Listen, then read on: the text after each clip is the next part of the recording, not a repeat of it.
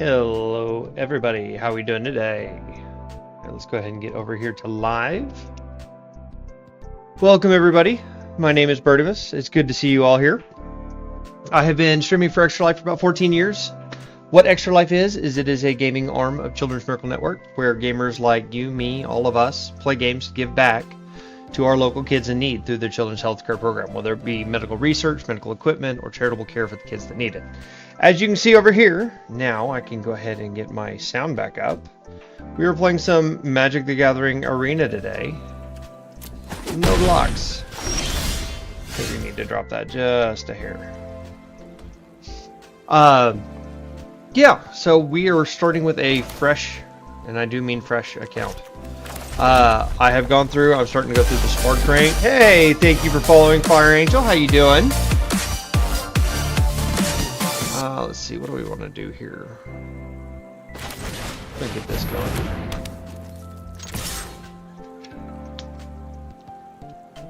Now, unfortunately, I don't have like the really cool custom things like Baguette has for yours. So, sorry. Maybe one day I'll be that cool. Or I'll sit down and actually learn, mix it up. We'll see. But yeah, today we're playing some Magic the Gathering Arena. And we are going to see how far we can get with a fresh account. I recently got addicted because some unnamed raccoon decided to put it in their Discord that they were sitting there playing. It's like, it's been a while since I've been on Arena. I wonder how much I've missed. So I logged in, inserted all the codes, and then probably played for 6 hours last night, building new commander decks. Well, brawl decks, because we don't get full commander in Arena. And yeah, I'm pretty sure my wife was very upset that I did not spend any time with her last night, because I decided to get addicted to Magic again. Oh, let's see what we got here. Let's get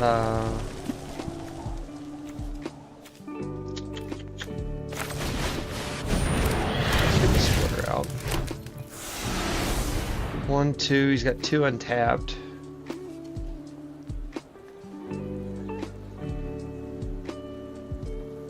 Let's just swing. Why not? We're red-white. Attack when you can. Good. I hope you're enjoying work, or at least being able to enjoy, kind of distract yourself from work for a little bit.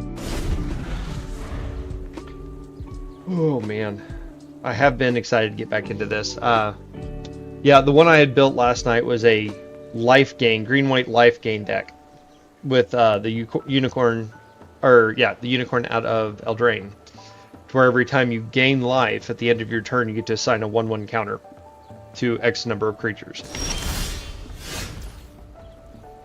And so the deck would either really, really work, and I was running around with 20 pluses all over the place, or I would end up with like 1 creature left on the board and couldn't get anything going.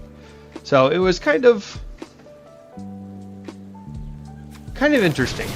But, that's just Magic, especially trying to get back into the swing of, hey, this is how all of this works again. Okay, how do I want to do this? Because now I know they're sitting on a combat trick.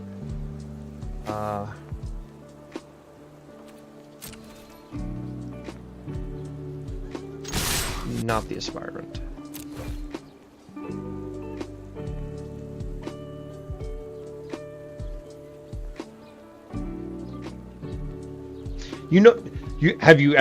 So you've never even like played Magic before, right? Have you played like any card game or collectible card game? Pokemon? I mean, Imagination back in the day.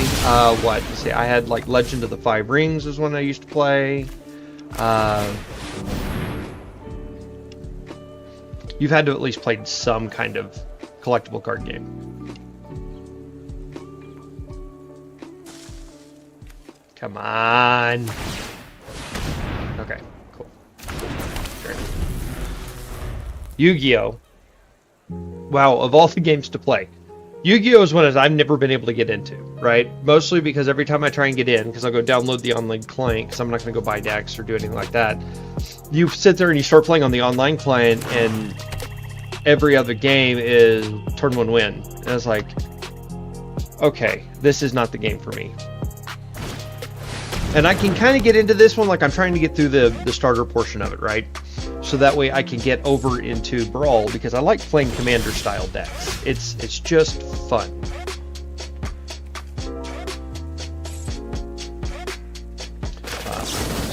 Goodbye, Singer. Play land. Attack with everything. No. Didn't mean to do that, but oh well.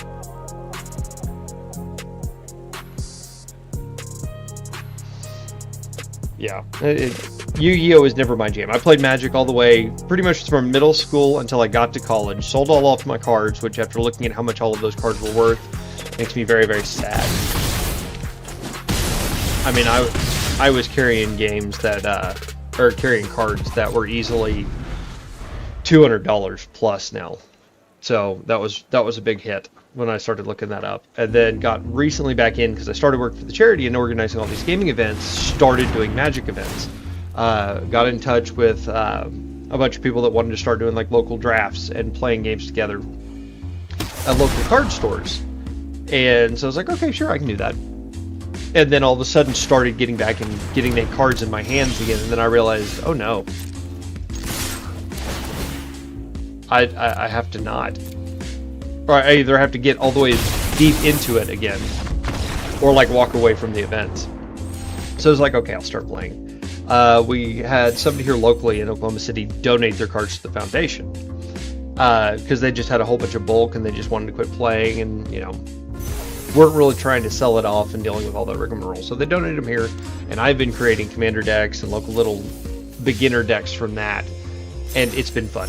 I've got a couple of commander decks running around, which commander, much like, you know, Yu-Gi-Oh, you create this pre-constructed deck, right? Well, commander is basically you have one creature that always sits out on the side that you can play at any time. However, every time it dies, it can go back to the special area, but it costs 2 resources more. I'm trying to unmagic all the lingo, you know, to mana, or mana, depending on where you're from, more. And I'm trying to remember if there was even like a cost system in Yu-Gi-Oh! It's been so long since I played.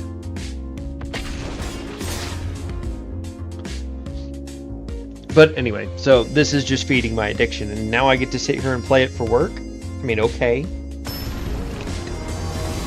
If you're gonna force me.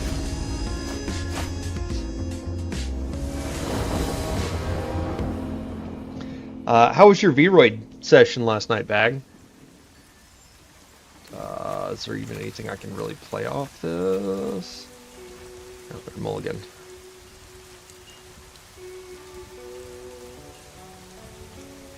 Come on.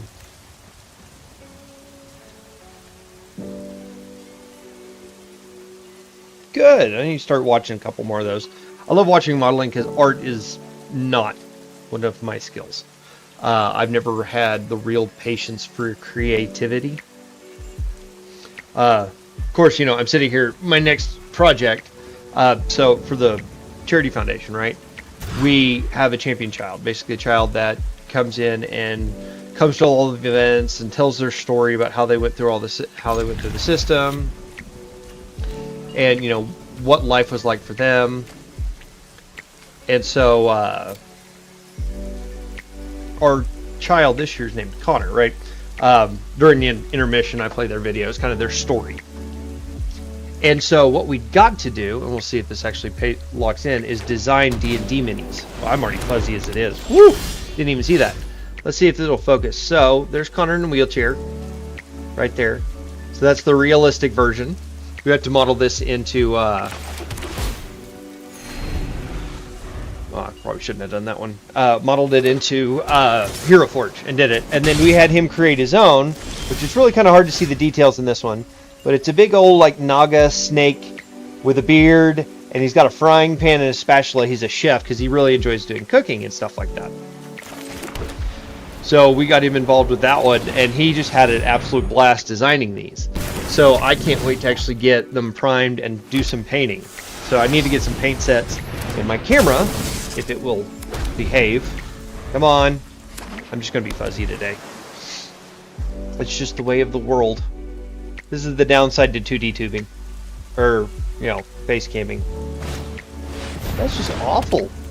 I wonder if it's because my poor gaming PC processor over here is struggling. Maybe if I, hold on.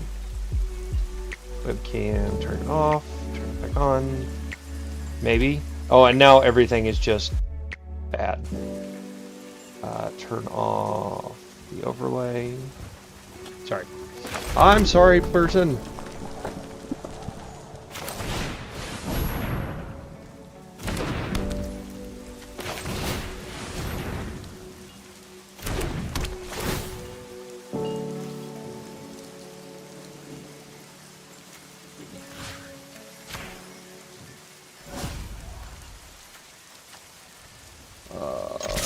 Let's just run it. Oh, I didn't even see that first. Dang it. I wasn't even paying attention. Yeah, my focus is just not behaving. Come on. Okay, there I am. Stay with me. Stay. It's a little better. Bring that down so I can see it real quick.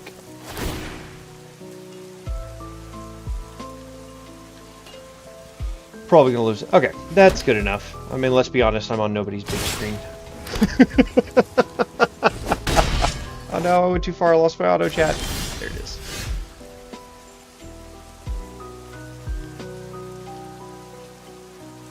Oh, alright, what am I doing here? I need that.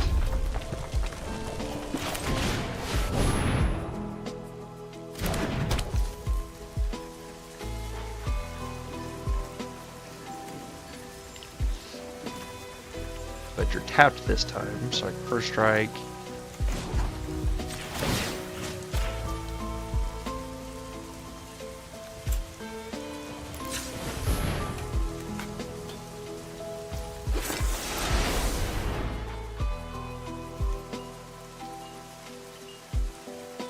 Ah, you'll have to start teaching me some of these tricks.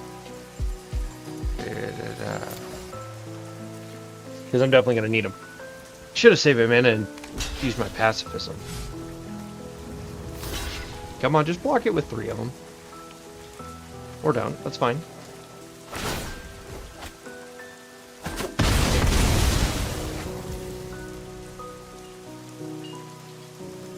Wait, did it not get first strike? Oh, did they both have first strike?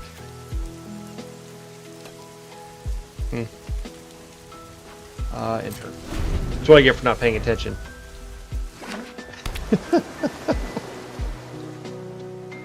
Yeah, I will tell you what, I'm very glad I don't have to worry about the extra stuff. I don't know if I'd be any good at makeup. My wife is fantastic at it. She took care of, yeah, she can do all the contouring, she can do all of that other stuff. She's fantastic. One of these days I'll have to let her do makeup for me before I get on stream. Okay, so first and foremost, let's go ahead and stop you. You got 2 blue open, let's see if you got a counter spell.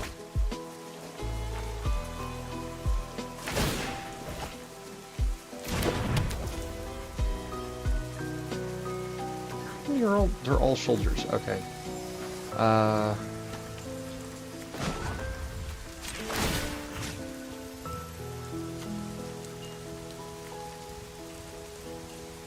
Do I want Menace on there though?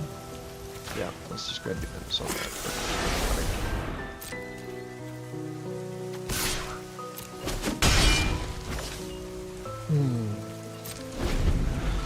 I need to draw some cards. I'm about to be in trouble.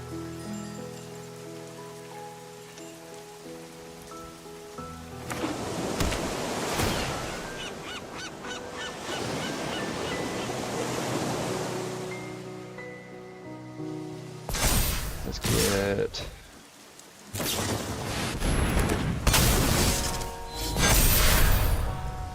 Oh yeah, I'm in trouble.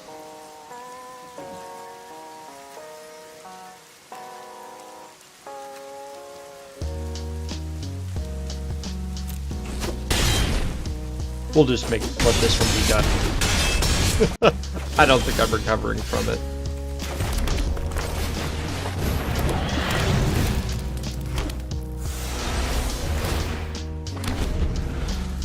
There we go. Now I've got the right piece out to actually get some blockers. Not that it matters. I just concede this one.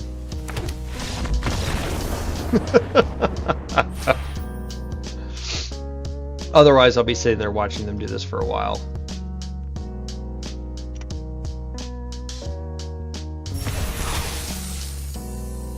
Nope.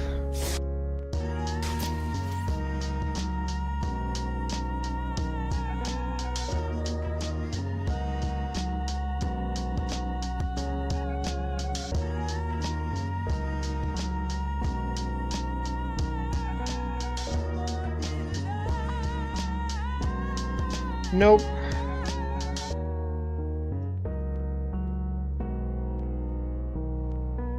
I know. Where's Bear when I need him?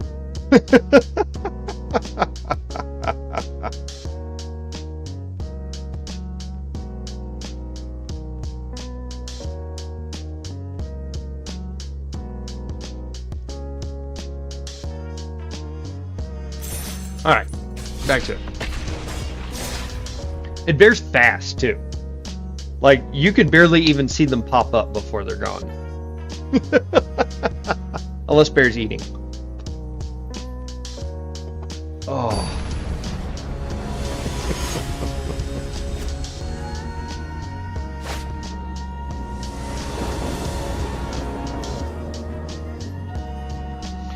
Oh, gross.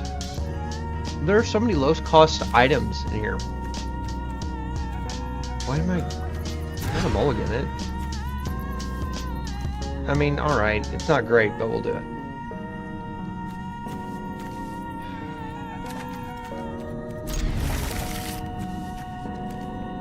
What do I do? Nuka Plains, maybe? Because I'll likely at least draw one land. I'll be fine. I'm gonna have to start looking for them.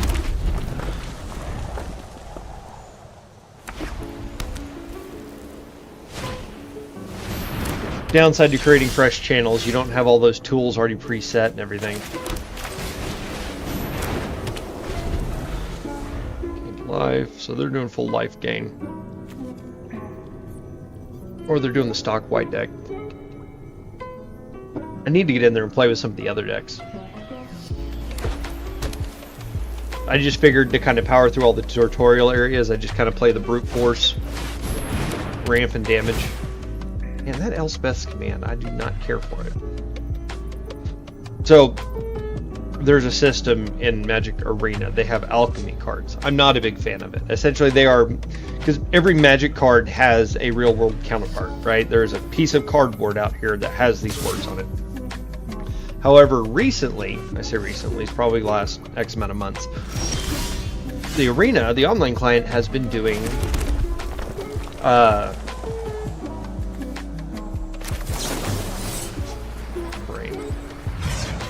alchemy cards, which are modified cards that, or I should say online only cards that don't exist in real world, right? And there are all of these that have this A23 right over here in the middle right side of it. They are all super powerful, or at least in my experience they have been. It's ridiculous how strong they are. And it's like, because at the for 3, right? At the beginning of your turn, a soldier gets +1/+1 in flying forever. Or you get a free soldier, or a soldier in your hand gets 1/1 and doesn't tap to attack forever. It just, they're stupid strong, and it doesn't make any sense for them to be that way. Because the way Magic has been going, and I'm sure this happened in Yu-Gi-Oh too, but the more sets you have, the more you can't just like reprint the same creatures with the same effects. You have to kind of make them stronger. So what was printed 10 years ago is just completely obsolete for the most part. And so you have another creature that's cheaper to cast, does more, and is stronger. It's, yeah. It upsets me just to see it happen. Because now he has a 3/3 flyer that hits twice.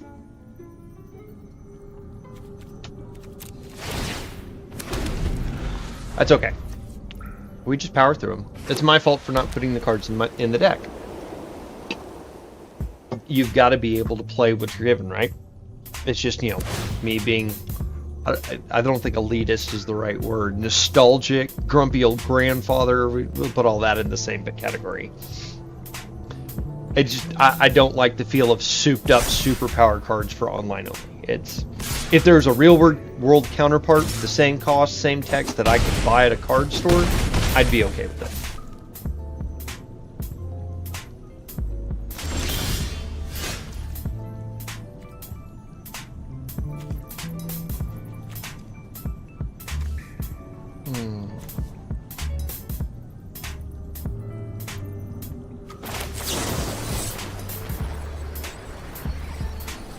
Well, no, we'll just kick it. So we'll just get rid of that thing. I should have done that earlier.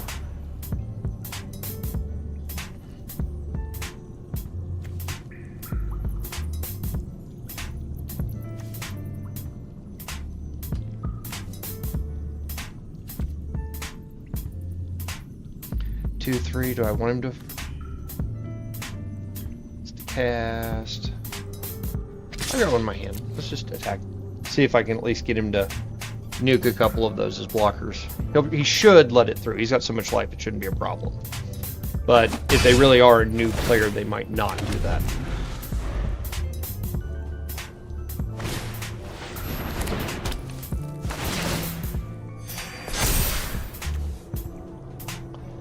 I've also got to get used to, because, like I say, I like to play Commander version or Brawl.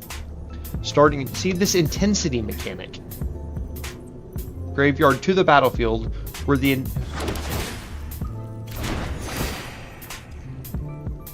all chorus cards you own.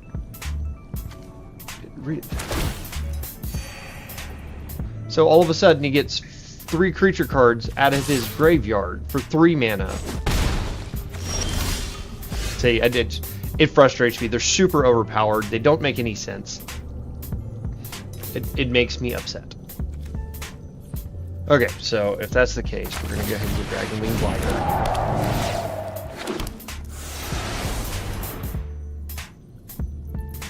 He's got 1 tap, so I can at least come over the top at him. Or I can let him keep attacking me. How do I want to do that? So you can just block that with the 4/2, 2/3, block that for free.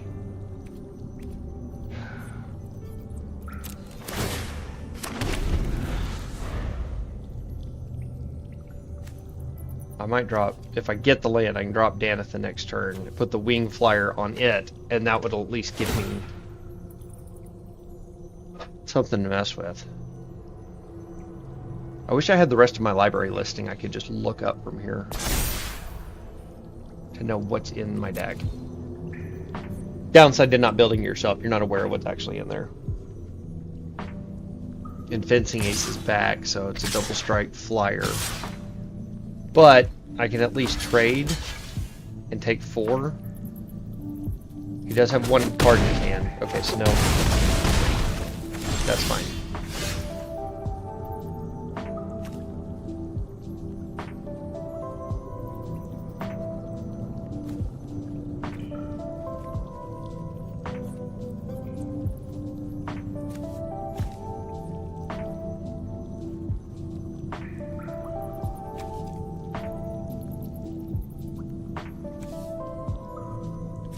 One less, so I could technically equip that and send it.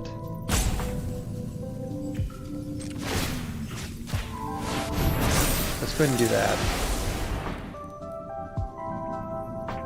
I've got 5, so I've got to make sure I at least have 1, 2, 3 blockers for them.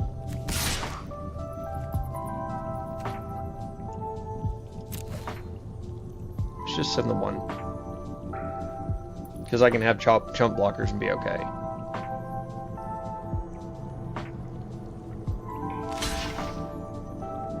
That's fine, that's at least a trade.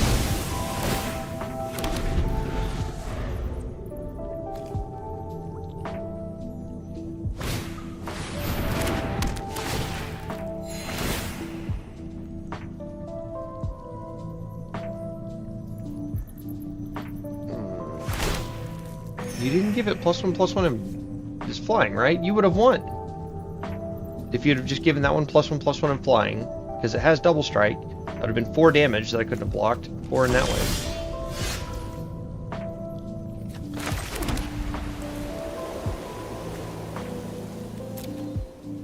Okay, do I want to put Benalia's Hope? First strike, flying, vigilance, lifelink. Because I really think that's the right way to go about it.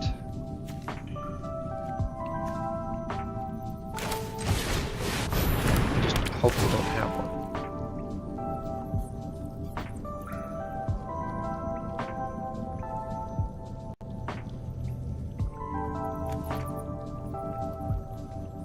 Oh, I read that card wrong. Pooh. She's got first strike though, right? So if I make her 5/3, 1, 2, 3, 4, 5, and that gives me a bunch of life back. Let's go ahead and do that one. She's just not going to have haste, and it just came into play. Okay, sure, why not? I can't because she's going to come across that way. But really, I just got to no attack.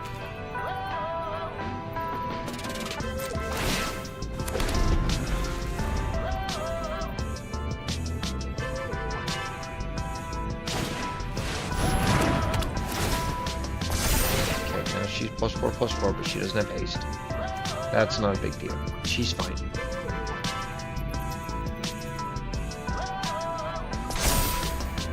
That one I figured was going to happen. Still one card in hand, so there still could be a combat trick.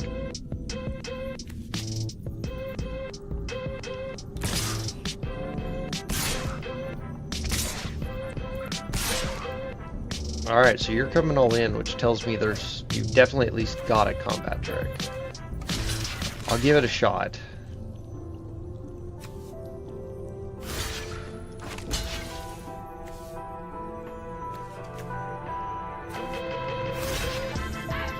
Those are flying, I can't do anything without.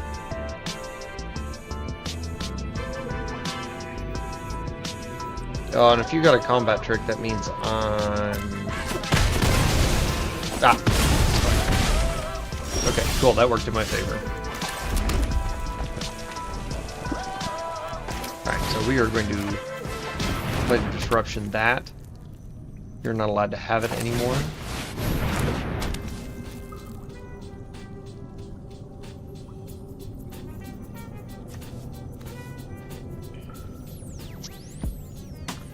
Have block, you don't have enough to deal with that. You don't have vigilance though. And I need you to block for me.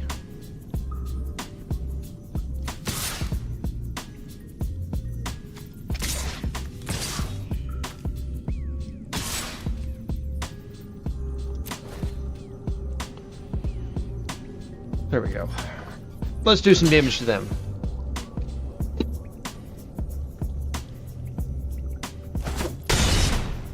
Get that life back, thank you, because that's going to keep me alive.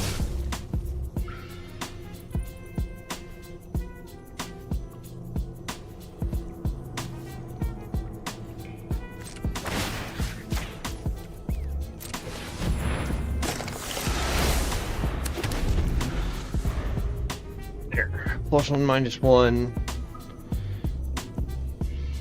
But now we've got some extra health. Let's do +2. It's fine.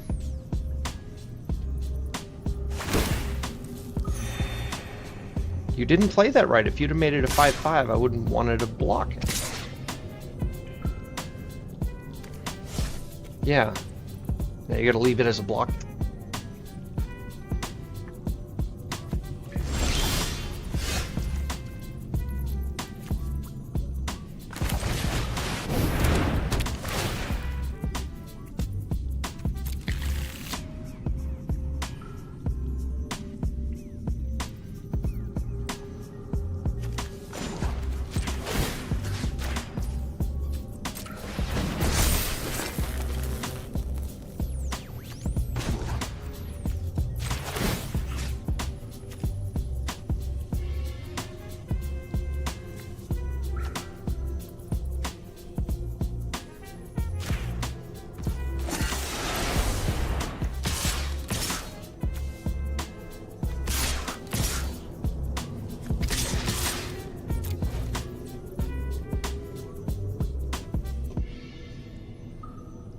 Gotta watch out for that first strike mechanic, man.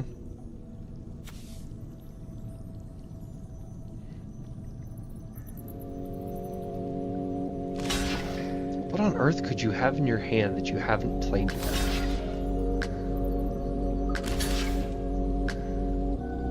You've had, I mean, unless it's a 6, which would have been another one of the angels.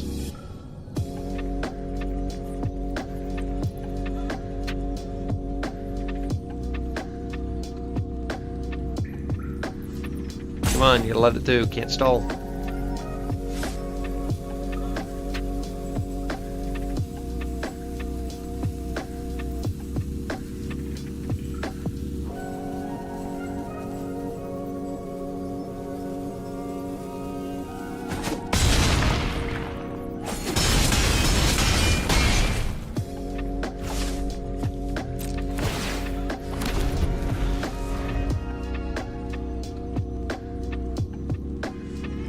I'm a little worried about like a destroy a target attacking or blocking a creature, but now the kicker is I can just let them come through, because I'm pretty sure.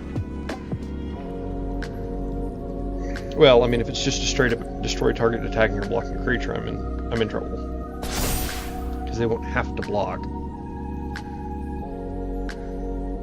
Okay, now you got a total of, what is that, 8? See, now we're in trouble.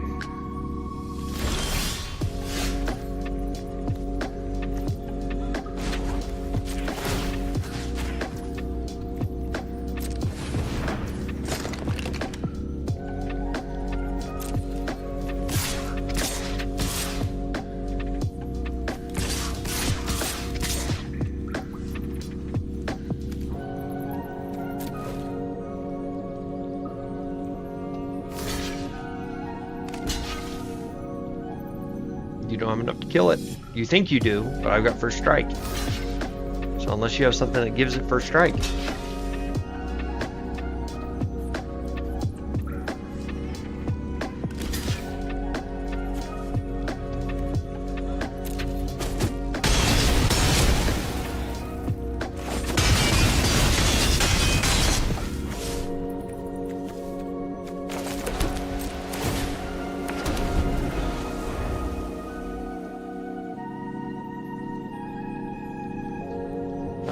Yep, there we go. There's our win. We shouldn't have won that one, but we take that.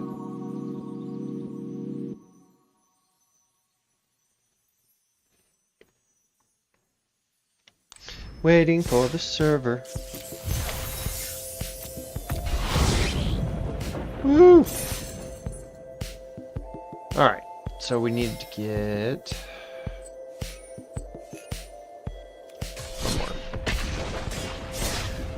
then I think it should unlock the rest of the modes for us. If I remember correctly. It's been a while since I've been through this.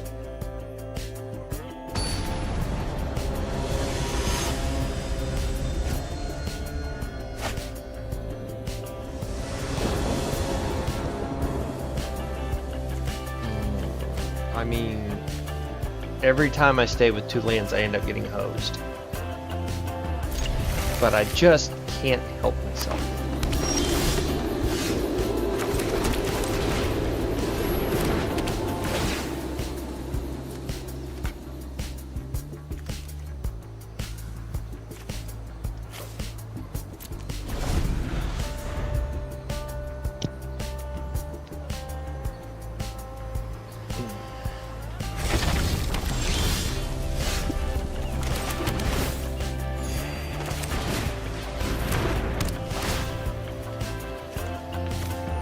Cleaver on this one. Take 2. The fun part about playing these decks is it is quite literally play stuff, turn things sideways. It is super simplified. You don't have to really worry about playing mind games. You let the deck play itself. I mean, yeah, you can make some mistakes, and I'm going to make many.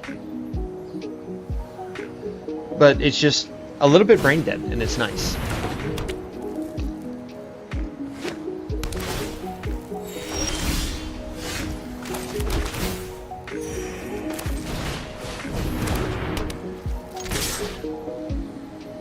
Block it. Come on. Nope, you know better. Good.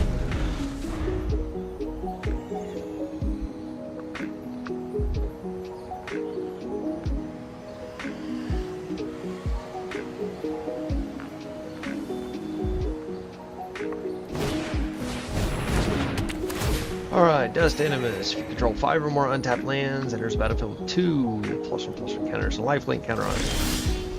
No biggie. Let's get the cleaver out now.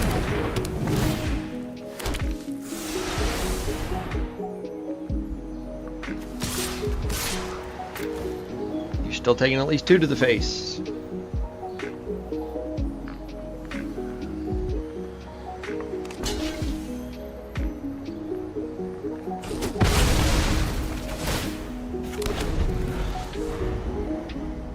Get them soldiers going.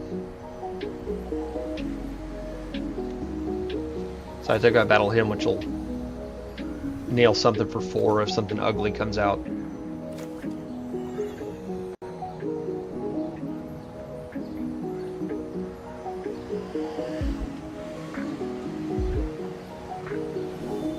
So they're green, white, red, huh? Definitely would have made their own deck, which is probably helping. Furnace Blessed Conqueror. Tap to attack a token that's a copy of it, +1/+1 counter of that token for each +1 counter. Gross.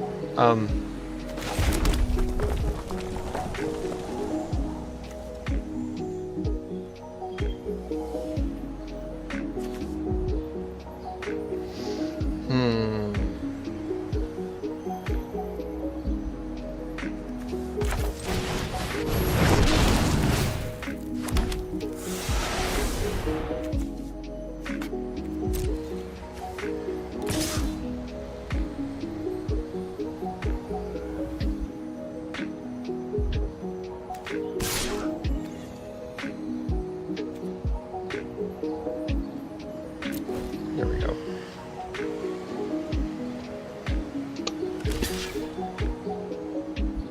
That's fine, I'm okay. I'm happy with trading that, because I do not want that to come out.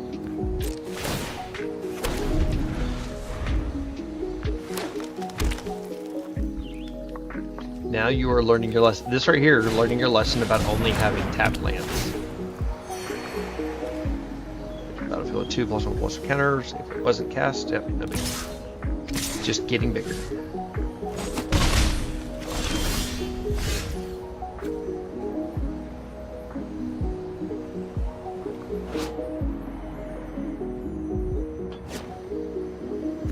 Does it get haste? Nope, just trample.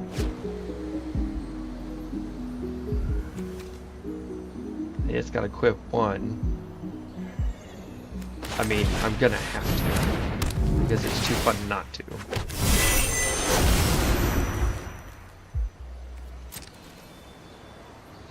Alright, let's go ahead and send you. I'll leave the soldiers, that's fine.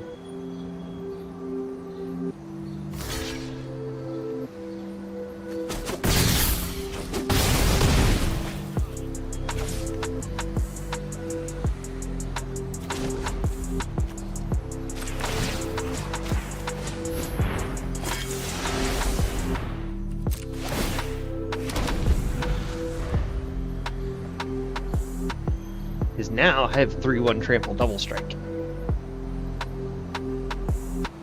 And if I put anything else on him, even better. Because I can sit here and put the cleaver on there and make it really nasty. What's the cleaver do? Just put 3. 1 gains life, link indestructible to 1 turn, no biggie, let it roll.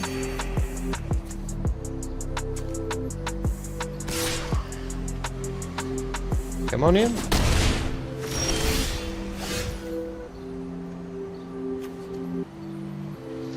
I feel a little mean if I were to do that.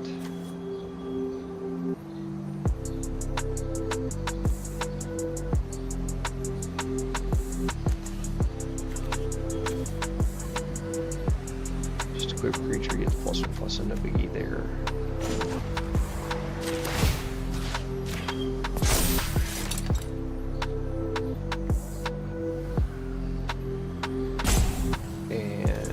instant? It is an instant.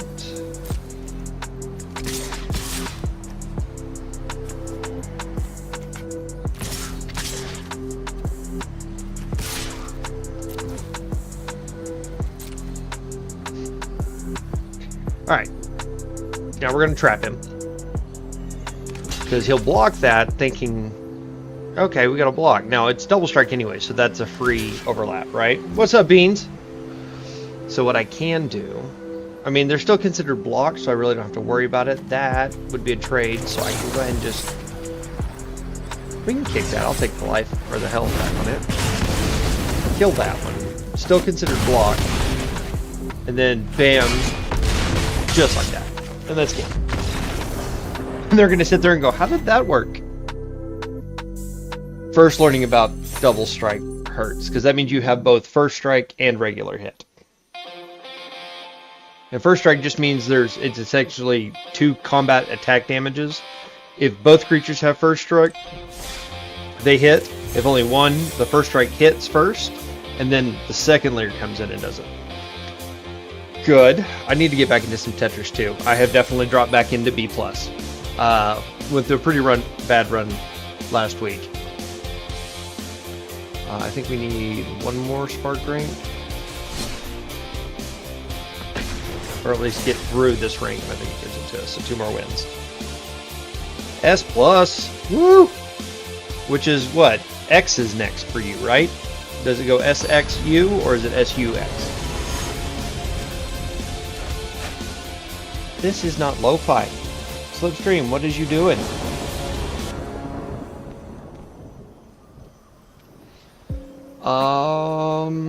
Yeah, I'll keep it. Why not? Not my favorite, but I'll keep it. Oh, double S, that's right. Hey, I'll just be happy to get to A and keep it. So I was telling some people over in the Hideout Discord, I finally got my wife into Tetris, right? She started watching me play Tetris a whole bunch. And then I started bringing my Switch to bed and started playing Tetris 99. Well, I went ahead just so that way I could have some extra practice, right? And upgraded it for the DLC. So I've been sitting there playing Marathon mode.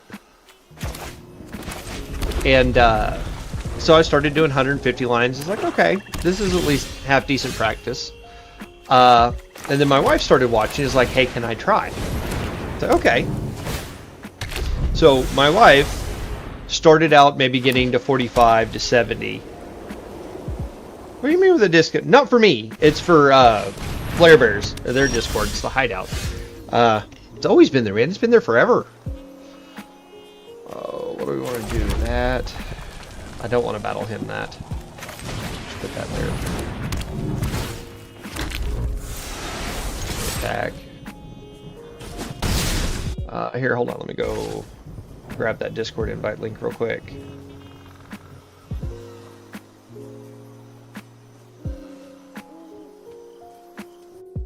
Here, let me DM it to you real quick. Oh, sorry. 2 seconds, folks.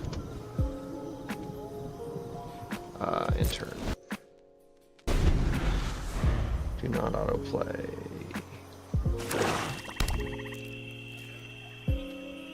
Stream manager. So they just took it to the face. Cool. No chat. There we go. Whisper. There. Shot you a DM with the Discord link. Planes in.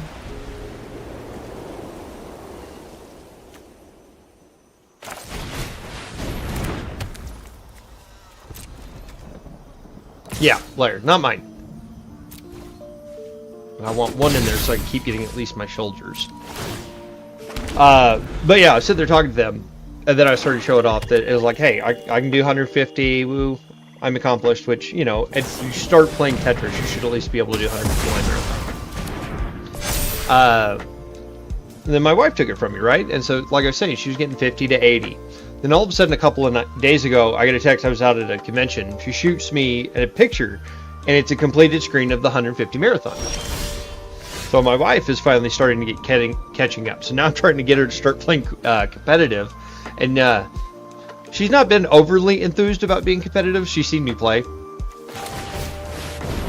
I probably shouldn't have done that. Because that'll kill 2 creatures. That'll make it 4. And then last night, I finally did a 999. I got 1,000 lines on it. It took a little over an hour, but I don't know how much, because she started it, right? She started doing the 999. And then I think by about 150 or 200 lines, she's like, this is still too slow.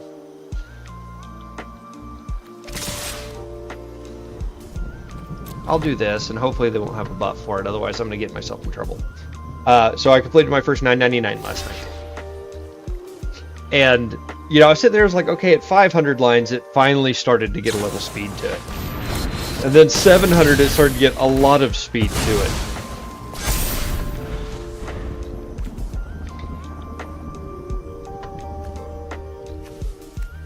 Oh, indestructible. Cool. And then by the end of it, that 900, I mean, it was instant drop. So essentially, anytime I was getting an O block, I was like, oh, please, let me have had a place to get it to it. It taught me to have a little bit more of a slant sometimes. And because I've realized I tend to build with too many barriers on the outside. And trying to get an O block over the hump into that thing is just impossible. Where's that at? Sorry, somebody was yelling at me. It's probably bag, considering it's in bag side. Let's get rid of it. We'll go ahead and kick it because I want my life. Go away. See what you got. Glad you got rid of the indestructible now.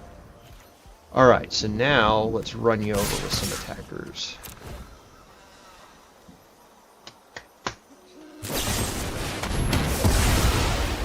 Rude. Alright, you're still taking damage.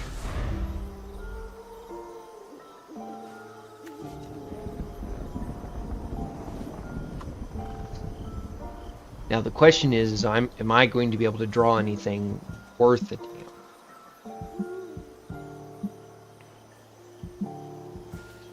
Because if I don't draw anything worth it over here, I'm going to be in trouble.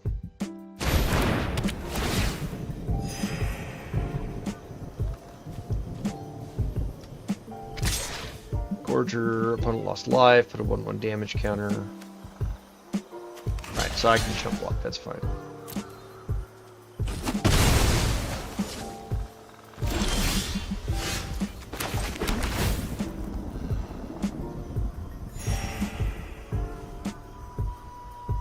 So you've got 1 black. What did that cost? 4. Go ahead and get another splitter out here. What did that cost me? Whip. I should have paid attention to that. It's fine. And just attack.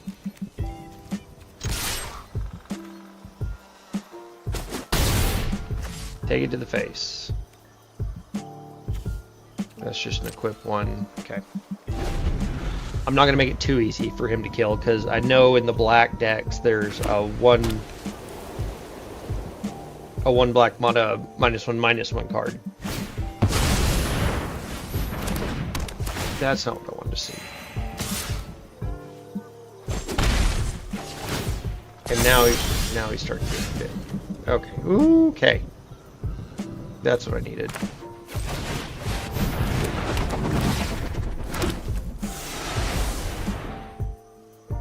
Now I've got a blocker for him. I can attack with him and make it a 3/3. I'm just worried about him having a direct damage.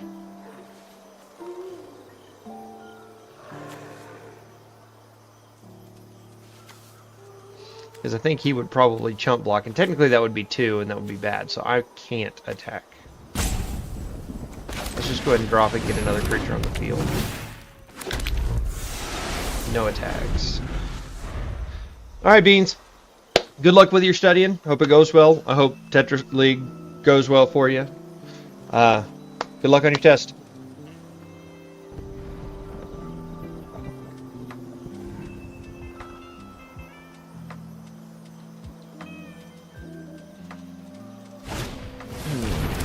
Yeah, that's what I was worried about. Luckily, it only takes the creature, it doesn't take the actual equipment. So I should be able to just reattach it to something else. Really? You got rid of the 5-2? Alright.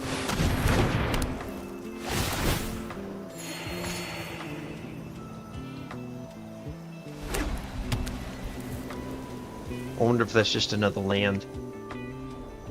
I am worried about a combat trick. We'll see if he attacks. Because I have to block it. And that'll get 2 right there. Oh no, because I have to be taking damage. Alright, let's just get the Eerie out and see if I get that equipment. Oh, just whenever an equipped creature I control attacks. Alright, I don't have anything that gives it trample. There's a 1/1.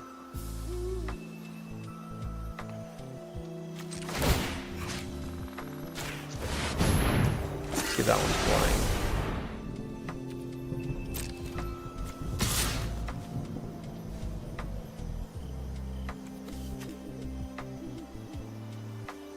It's only if opponent lost life.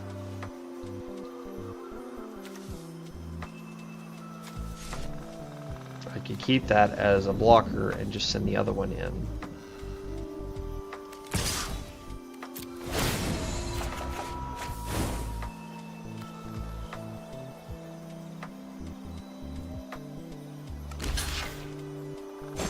Okay, I'll take that. Play that for free.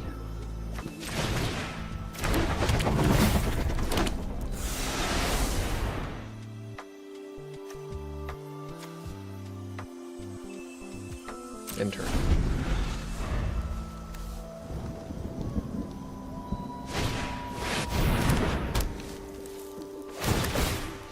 Creature opponent controls, leaves the battlefield. I assume Nahiri, yeah.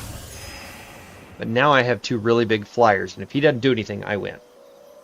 So I can just let him come at me. That's fine. No blocks. You come on in.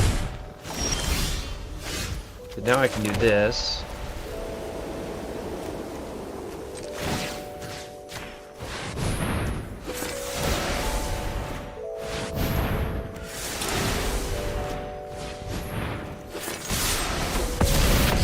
Bam! Straight to the face. Love it. There's the rank up. Now that we got that done, we should hopefully be able to move to the other stuff.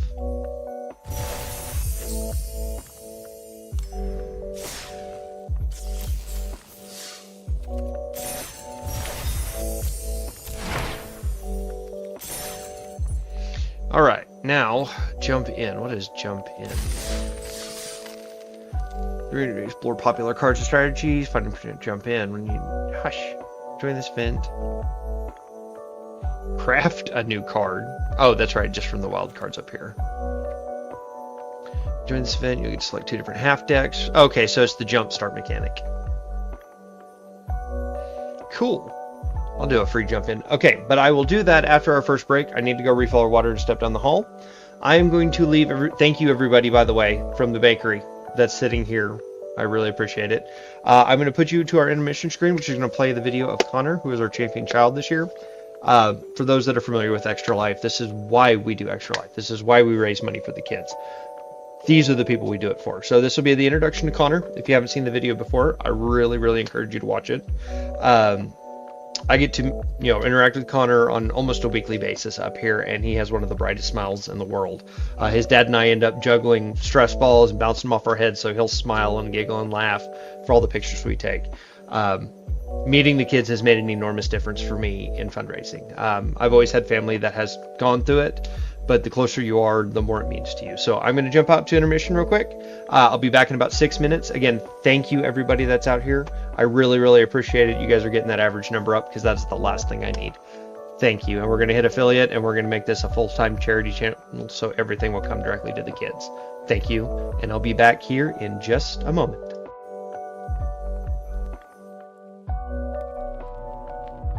At 18 weeks, the ultrasound ended with the words, "I have to go get the doctor." He was, like in a little incubator and had like tons of cords and tubes. Like, well, there's something wrong, and I mean, we had no idea. Part of the thrill of baseball. He always keeps his eye on the ball. pitch. It's a hit. Connor was born at 36 weeks at OU Children's Hospital. I don't think I've ever seen so many people in a delivery room. It was just crazy, like how many different doctors and nurses and different people were in that room assisting him. Within 2 days, he had his first surgery. And they had to go in and basically kind of sew him back together. And then when he was 5 days old, he had to have a surgery to put a shunt in because he had fluid buildup in his brain. So I am actually a registered nurse. And so even having a nursing background, there was a lot of terminology and a lot of things I knew, but it's a little different when it's your own kid. There's a lot of things that hit differently. Our daughter at that time, Lily, was 5, so it's a big adjustment for her too. Like, a lot of attention was shifted to Connor too. I kind of started out looking for other families that maybe were sharing this medically complex life, or even other spina bifida families. And we actually were connected to another family. Their son had spina bifida, and he was actually the same age as our daughter. So they, in turn, actually kind of referred us to CHF. We first kind of got acquainted with the organization through their dance marathons. Through that, we then just kind of met some other families through that. So that's a big part of our village, I would say, is like CHF and other organizations that families like share that common bond. There's orthopedic issues, there's like kidney and bladder issues, there's mobility issues. CHF helps to provide funding and resources to be able to have all those doctors and resources available and locally. Some of the doctors that Connor uses, if we had to switch neurosurgeons all the time, it's extra anxiety that it puts on our family because, you know, we've used one neurosurgeon, and there's some kids that have specialties that Oklahoma doesn't provide, you know, that they do have to go out of state. If his shunt quits working, he gets sick really fast, and it's very dangerous. So just to have the hospital that close, or, you know, an ambulance that can get to our house and then get to a hospital quickly is very important for us. I always knew growing up, you know, I wanted to be a dad. You know, I played sports. I wasn't very athletic, but I enjoyed sports. And so I played them anyways. There's this, you know, program that we go to that allows me to be in a wheelchair with him and to be able to like play sports with him. And he, you know, and I'm in the wheelchair too, which, you know, he gets kind of excited about that dad's in a wheelchair. And so we'll play tennis, or we'll throw a football, or I think one time we did basketball in them. And then just having to do it differently, it's awesome. Even though my brother has a lot of medical issues, like he's not much different than any other sibling. Like, we still fight, we still get to laugh. He tries to beat me at video games. Like, he's just like any other sibling. Having a brother with special needs, you grow up in a little bit of a different perspective, seeing those challenges and those things that he goes through that not a lot of typical like kids go through. And so I think that that's kind of like, he's had such a big influence and impact on me and who I am as a person. I've always known since I was a young age that like I want to do something that like helps people. Like I'm like my mom, I love to help people, and I'm a natural caregiver. So I think that being around him and like seeing him and how strong he is, like it's made me want to do something that I can do to help give back to him and kids like him. I've actually invited some other families to this organization just because of what it's meant to our family, and having them participate in some of the family events and stuff like that, just to let them know as well, like the same things that we have experienced and that we feel. And, you know, sometimes that even, you know, goes even further, and that reach that this organization has just then goes even further. And I think that's important.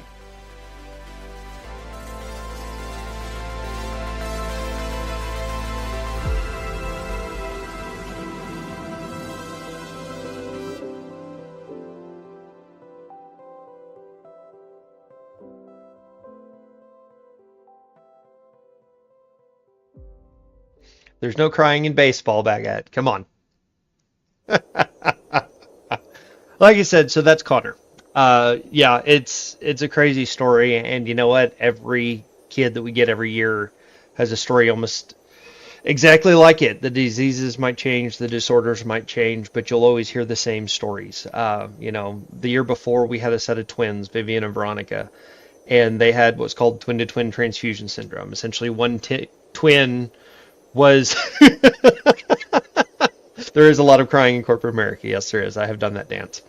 But yeah, like our twins last year, one twin essentially steals the nutrients from the other, and you end up with one developed child and one undeveloped child. And the mother story's wild, just because, you know, she'll sit there and tell you, is like, I used to donate at Walmart all the time. Every time I'd go through the cash or the checkout, yeah, I'll give $1. Yeah, I'll give $1. And this was well before she even had the kids. And then once she found out she was pregnant, and then pregnant with twins on top of it, and then as all of the situations started rising, she's like, well, I'm really glad I gave that $1 every time, because, you know, if it wasn't going to be me, because you never know if it's going to be you, then at least it's somebody else. And now that they've had that experience of what they went through, it mattered all the more. And it's every little dollar helps. So again, thank you everybody for coming on. Thank you everybody that's lurking in the background. We very, very much appreciate it. Those that have heard the extra life spiel, especially from those like Blair, you know the rules. There is a QR code over there if you're watching on your laptop. If you like to scan that with your phone, it'll take you directly to our Extra Life website where you'll be able to donate there. If you're on Twitch, down there in the About link on your phone, you'll be able to get to our Extra Life site from that link, and there you can donate. We actually have some Dixper incentives set up to where some of the donation tiers actually have some interaction with me. There is a cute jump scare that jumps up for, I think we've got it for $2 there, but it'll put like a Hello Kitty where I'm not paying attention, and it'll pop it right in front of me. We've got fireworks. We have Tetris pieces, because I do like playing a lot of Tetris and Tetrium. But it lets you block the screen and won't mess with me while I'm playing. So again, every donation is appreciated. Do not feel like you have to donate. We're just happy you're here. So let's get back into the game. Let's do some jump in over here. Okay, choose one of the theme packs. Oily, Phyrexian, Globetrotting. I'm going to go Globetrotting because it sounds more fun. Deals combat damage to player. Look at the top X cards of your library, where X of them are basic land types among lands you control. Put one of them on your library, the rest at the bottom. If there are 5 basic land types, draw a card. Ooh, man. Okay, whatever. We'll go for it. Prototype, Wandering, Casting. I feel like that might be the right way to go. Oh, no. Let's do Wandering. Globe-trotting, Wandering. Let's see what this deck looks like. Waiting for server. Come on. Okay, so... Island Swamp. Okay, so it's the actual lands there. Pixie Illusionist. If it was kicked, enters with 2/1/1 counters. Target land becomes control basic land type of choice, so that's cool for that. Basic land types. Creature control gets +1. Creature control, no big deal. Counter creature spell. Go find a card, and you put a land card from your in the battlefield. Awesome. Sunbathing.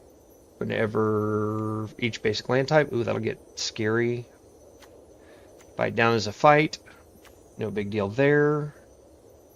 Top 6 should reveal land type. Put it in your hand. Okay, so there's a lot of like, hey, let's go get lands. Let's put stuff out. Okay, good enough. Let's go see how it works. It's probably going to end up being too slow. Somebody probably went like Phyrexian and Oil, and they're just going to run me over by the time I get any kinds of land types out. But again, I don't mind losing so much. I like playing new stuff. I like finding new ways to play the game. Thunderstruck! DMCA. Oh, man. Okay, let's see. Do I at least have something to play? Let's go and do the free mulligan. I've at least got a hunt in there. Alright, we can take that.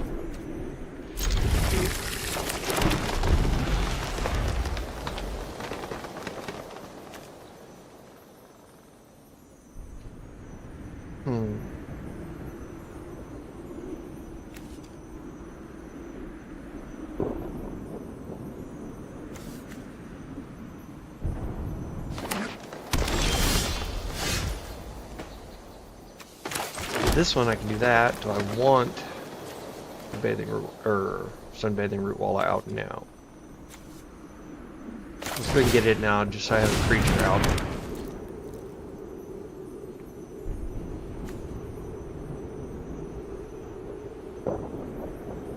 Because then I can drop that, use the ability, and get +2/+2. Well, +3/+3 actually.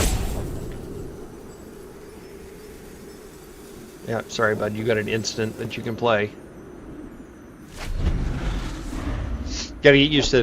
That was another thing. When you get used to playing like with cardboard, you are not used to having to go through each and every phase and announcement. Even though a lot of us Magic players will joke about it on the table, but once you get into the arena, you have draw phase or upkeep. Then you have main phase 1. Then you have pre-combat main phase. Then you have combat. Then you have second main phase. Then you have discard. Then you have cleanup, end step.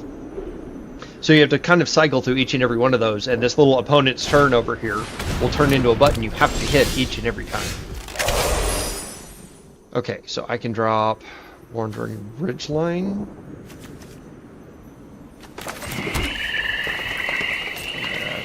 Attack.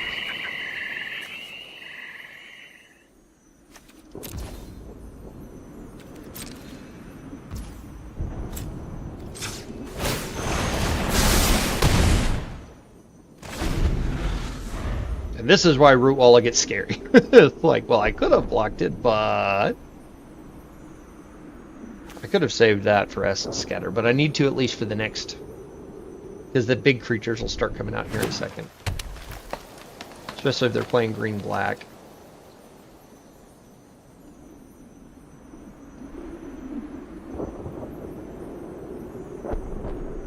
The fun part of having like these combat tricks right here and having a second main phase, like we're talking about all the phases, right? You can get there to where you're playing. Oh, you went on an adventure, right? You may play an additional land this turn, no biggie. But it's, so that's the adventure, and then you can play it for the actual cost up there. I can't point at my screen. That is so hard to get used to. Later date. So yeah, that's how adventure cards work. So there's that plant beans down there in the lower left, right there. You can play it for that lower cost, and it goes into an exile pool. And then you can play it later for its normal card cost for the the 4 and the 1 green, and it comes out. They're pretty cool cards. They're basically 2-in-1 cards that you get to use twice. You're trying to figure out what to do about that Root Walla, aren't you? Now you left 1 green. They're probably also reading all their cards too. Okay, so Thornwood is blue or green. I've already got blue-green, so we need to get that one.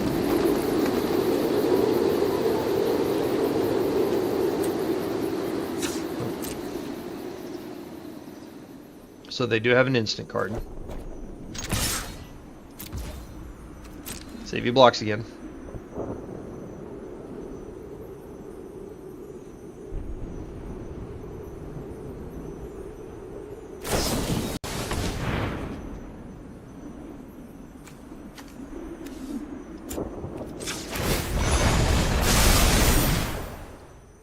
Good try, though. He's like, it was 5-5 last turn. And now he's mad. I should have at least let him block it, so that would have killed the creature. But at this point, I can beat him just with the Root Walla. And I'm okay with that. And I have the ability now to join exploration beforehand. Why did I tap 3? Why did I cast beforehand? Oh no, because it came in tap, that's right.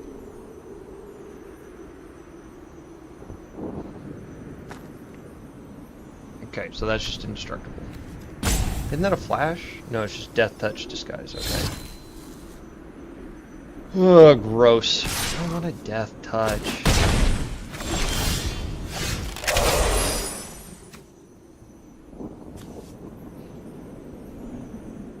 Okay, so here's how I can do this one, just so that way I don't have an extra tap land.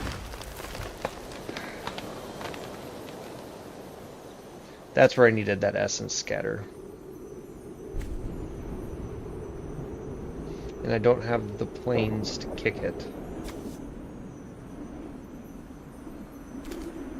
So I'm going to go ahead. Go ahead and kick it. Put a land card from here. Okay, draw a card. What do I want?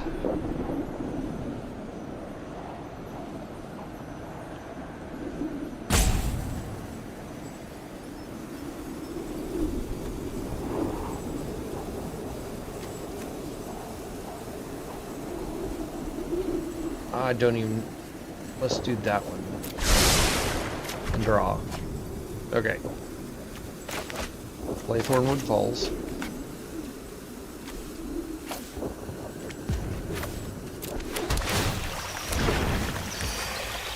I will go ahead and attack.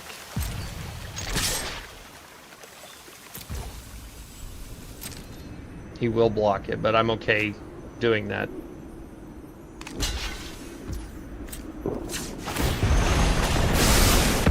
Let's just go ahead and kill it. Death touch will kill it. That's fine. Now, do I have 2 blue and 1. So 1, 2, 3. I'd essentially need 1 more mana to get both kickers.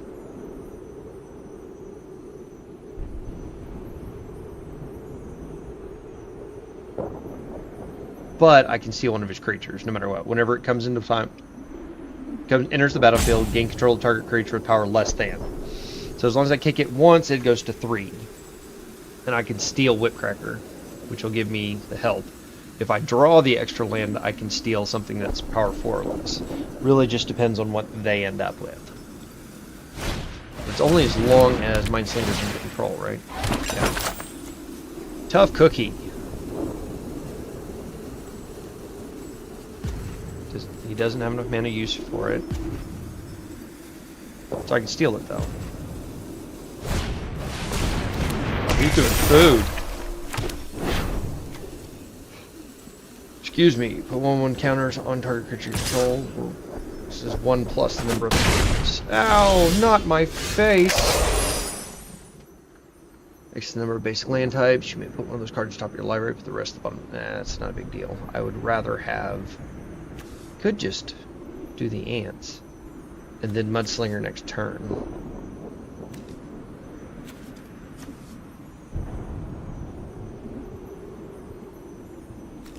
Let's do that. It might not be the right choice, but let's do that.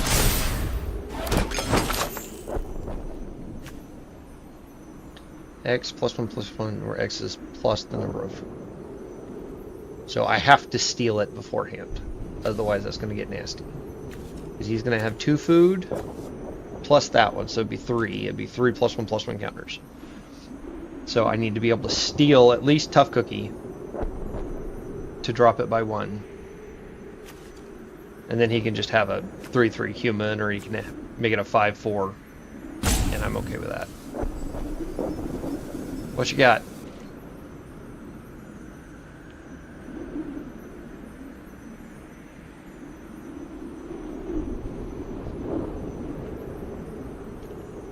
I know it's a lot. You gotta read it all.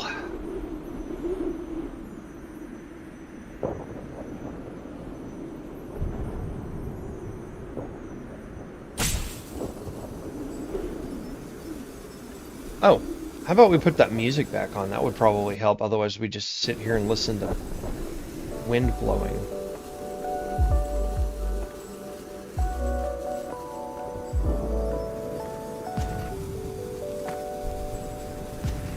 That should be a little bit better.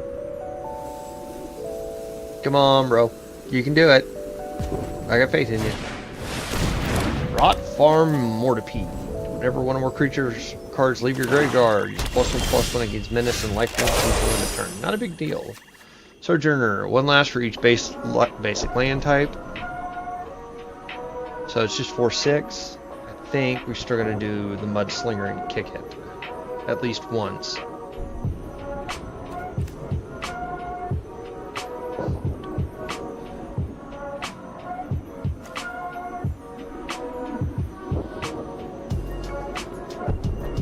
I have to, because otherwise it's going to get a nutty creature over there. So let's go ahead and do that real quick.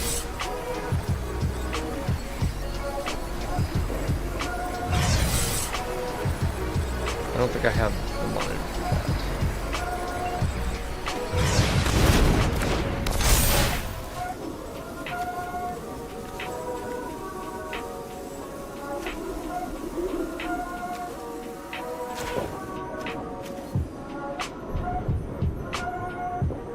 Now he's got the Mortipede. Do I let him get big and swing at me and hope he makes a mistake and doesn't account for blockers? Or do I just double swing and let him lose at least one? Choices. Let's just go ahead and swing the 8s. Put some pressure on him.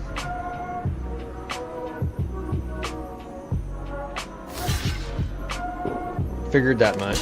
Block with the 1/1. Alright, so that means he's going to put the 2 1/1 counters on the Whip Cracker likely. And make that a 5/4, which I could still... I will probably let that go through. I do have to worry about combat tricks though. Beanstalk. Ugly too. Okay, saw that coming, and that's fine. Luckily they don't have vigilance. So it'll tap, and it'll let me through. So let's see what he got.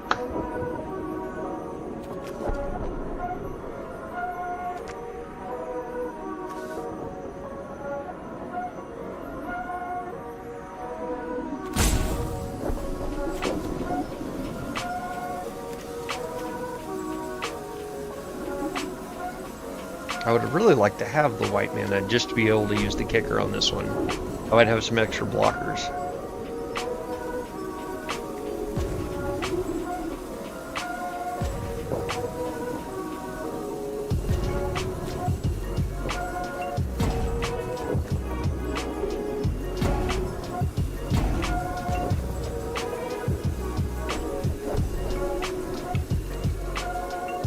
It's alright, man. You got this. Swing with that 6/5.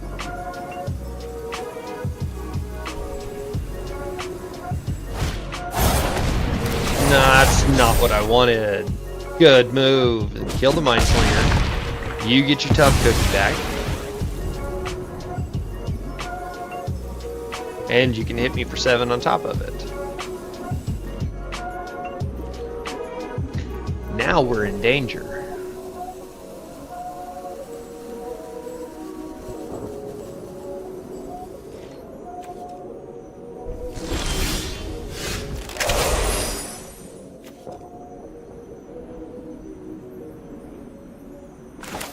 Drop the Vine Wall. Let's see if we can go get that Plains.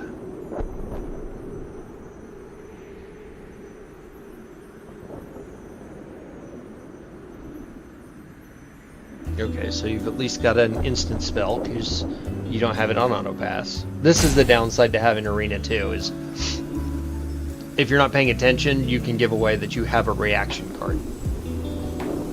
So since they only have one card in their hand, I know it's an instant.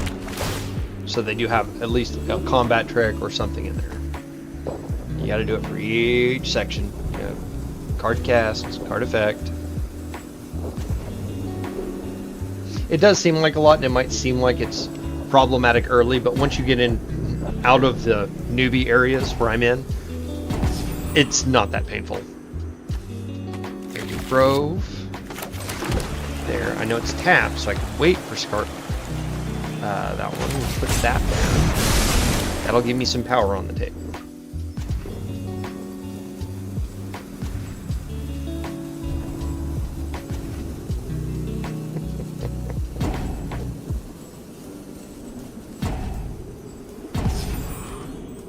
Alright, no attacks. Now he can also turn his food over here into 4/4s. Which I'd be interested to see. And that it may not even be an instant card in his hand. It could have been the, hey, do you want to spend 3 to use the Tough Cookies ability? Anything that has an ability that you can activate will trigger that instant hang up. Alright.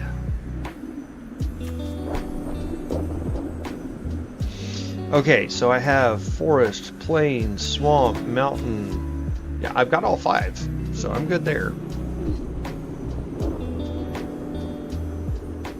I would like to have my Root Walla back though. 2 mana to give it +1 or +5/+5. Oof.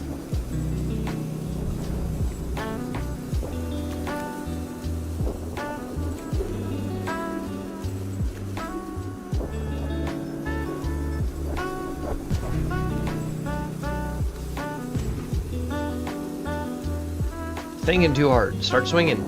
You're fine.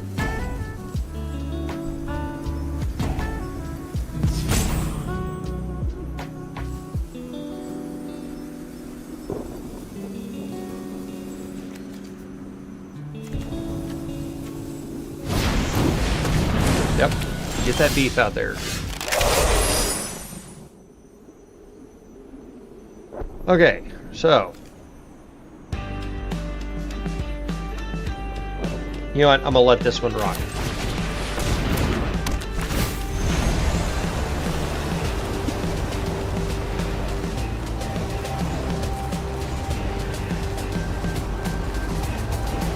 What do I want on top of my thing?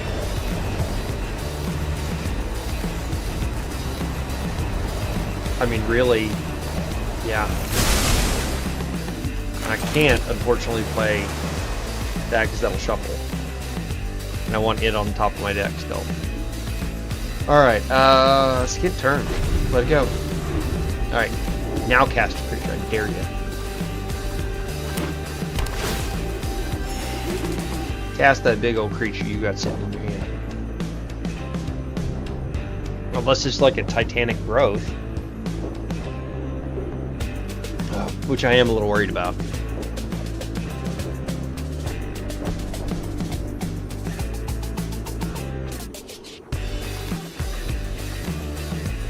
This is so not lo-fi. I have got to figure out how to report this song. I feel like I'm in 90s, early 2000s grunge rock. Okay, hold on. Collected is... Spell costs 2 less to cast. Okay. I mean, it's got trample, bro. I do have the 6 to kill it. And you've shown yourself to not have a combat trick. Because what you could have done is done the attack and forced me to do it.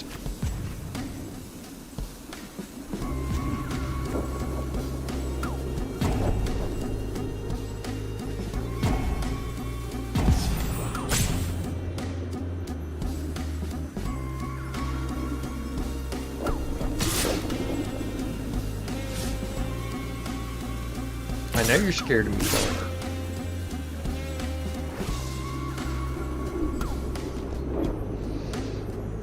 Alright, so what do I kill? One or more creature cards leave your graveyard. I should have collected evidence on that one. Mortipede would have been stronger.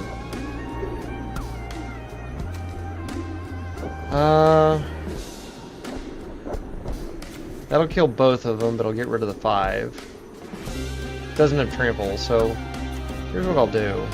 I'll go ahead and block these 2.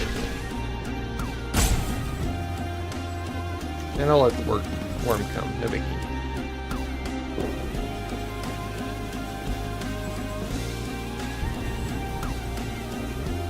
You pick which one you want to kill. I mean, they're just meat shields right now. We may be losing this one. Unfortunately.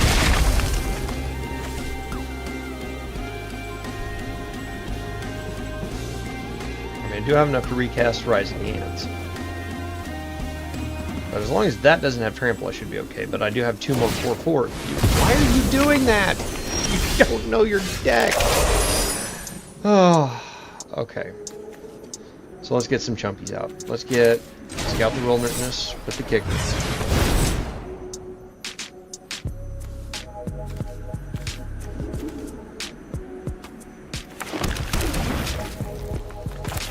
Sunbathing Root Walla. And that does leave me the domain cost. And the ability to Essence Scatter. Alright, so +5/+5 would make it a 7/7. And they just played a land. There's so much power into having a card that you don't know exists. Even if it's a land, you're just holding on there. If you're playing, especially something like green or white that always has combat tricks. Of course, I guess really all of them do. But then I think there's a chance you could do something to affect the battle. When you have no cards in hand, you can't do anything to affect the battle. What he should be doing right now is activating Tough Cookie. The 2 and a green. Hopefully he sees me highlighting it here for him. Activating that, turning the food into a 4/4. So that's one more food, or a 4/4 he could be throwing at me.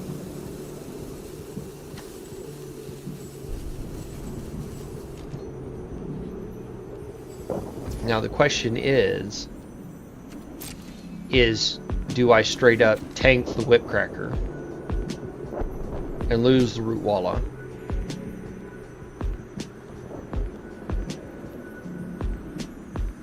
Which I think is what I'm going to have to do.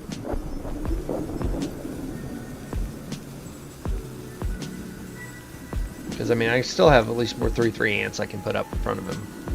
And I have a creature counter. So, unless he just ends up with a really good combat trick, I might be able to eke this one out.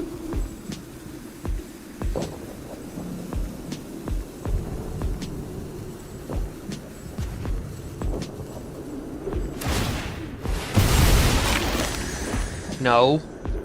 Go ahead. I mean, I know you're scared. I mean, I guess the only thing I can think of is they're sitting there trying to think, okay, how do I outsmart you? Alright.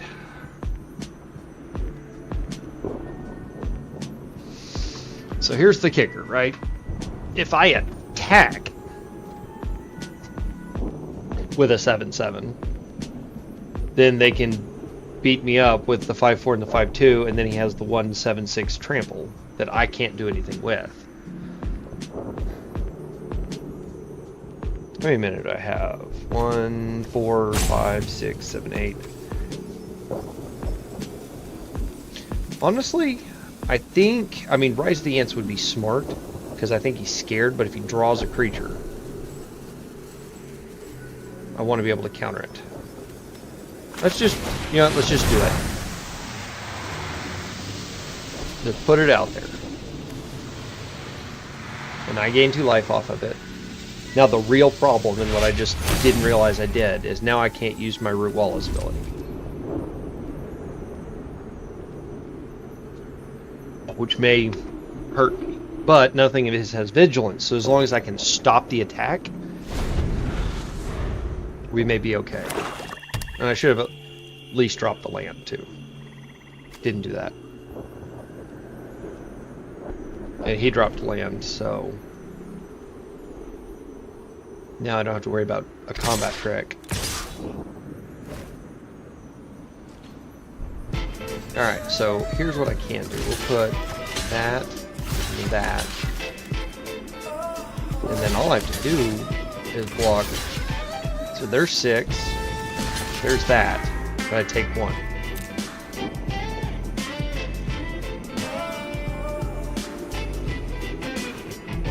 And he's about to take 7 to the face each turn.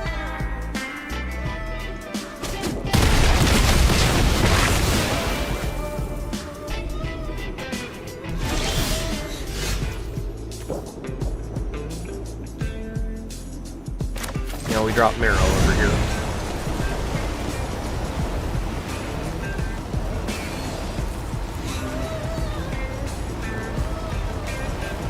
And that should be a concede.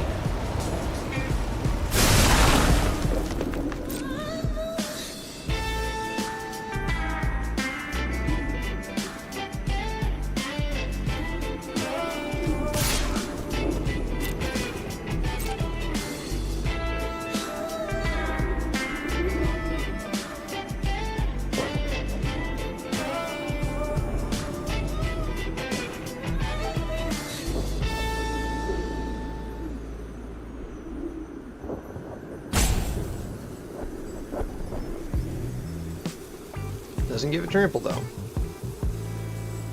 So you can hope you draw a creature.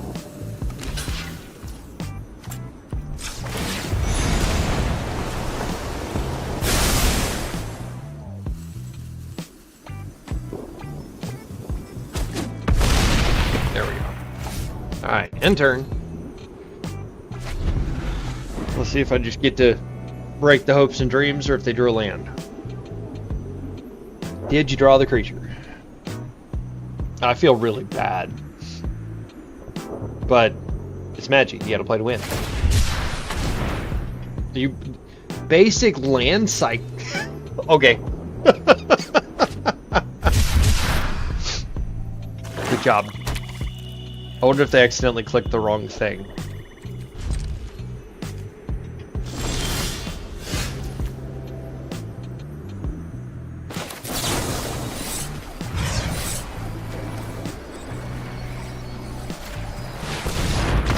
Thank you.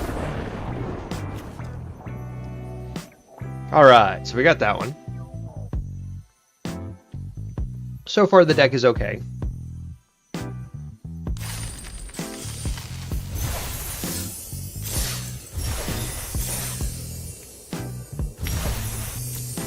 What do we get? Visage Bandit. Copy of a creature you control, except it's a shapeshifter rogue. That's kind of cool. Let's do another round.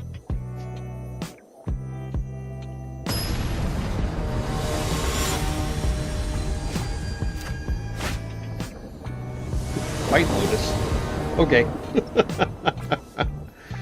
Alright, what do we got here? Bite down, scout the wilderness. It's really kind of a rough hand. It's the illusionist. I can keep it. I can keep it.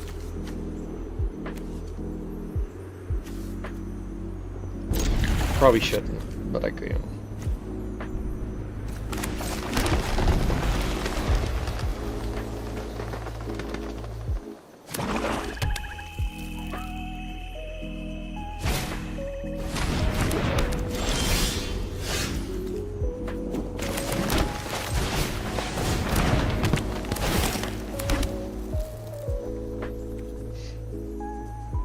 No, I'm not sacrificing that for mana.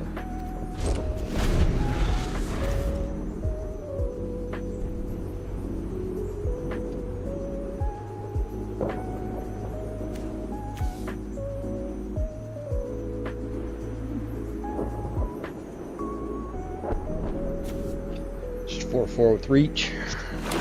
It's the illusionist. I need 5 land. Kick.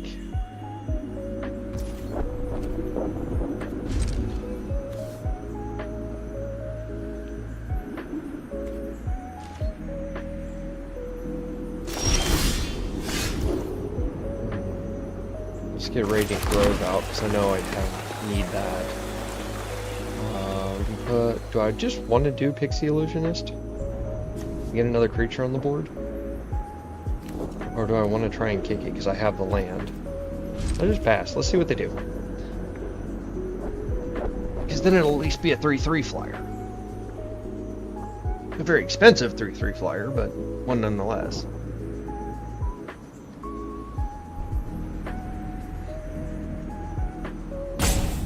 Because I can put the sentry down next turn. Well, technically I'm a turn late on everything because everything's a tap land. Or it comes into play tapped, so it slows me down a turn. Which stinks. But it looks like they're probably running a little slow too, or reading all their cards as well. There are 4 more permanent cards in graveyard. Draw a card, lose life.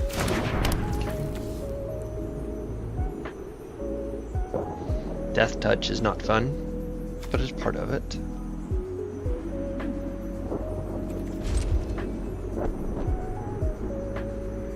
Come on through.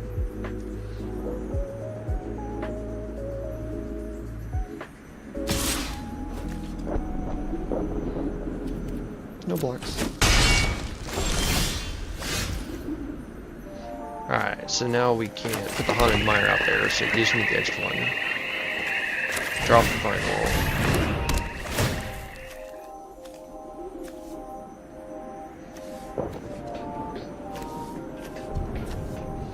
That Ruwala though. Oh, it's only the land. I think I need red. That's the one I'm missing.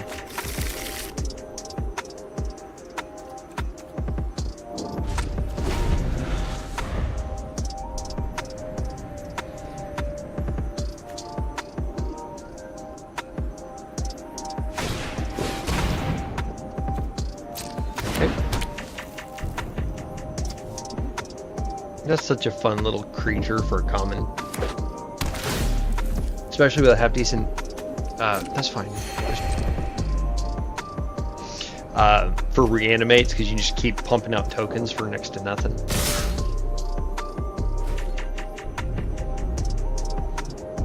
Death touch, but you got one wide open. Do you have the combat trick? I'll let it come through. Just only a couple of tickles. Okay, so it is 5 total. I can put that one out and just drop the sentry and start scaring him. And then Pixie Illusionist next turn.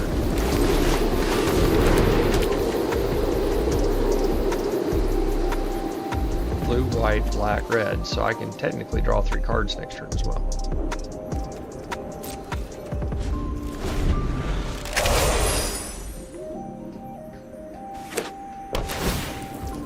That's fine. Bring it on.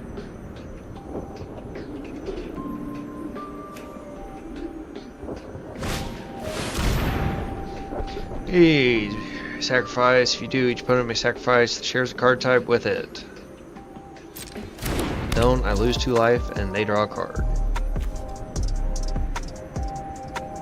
Freaking great.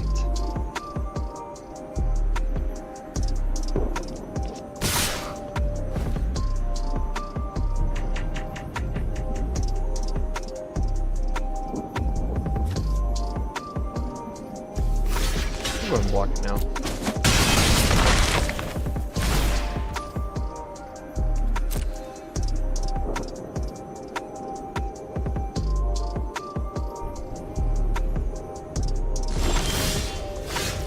They didn't want to do it yet. Okay, so let's go ahead and get the 3/3 flyer out.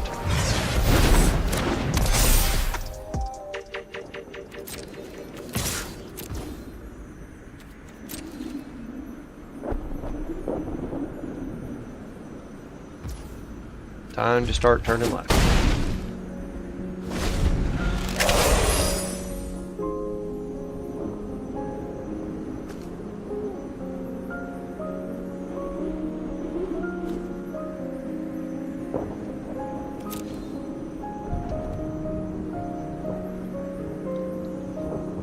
Where's the permanent card? You draw a card and lose 1 life. And it's not a May either. Oh, Phil's a kid, create a 1 white soldier token. Sure, go for it.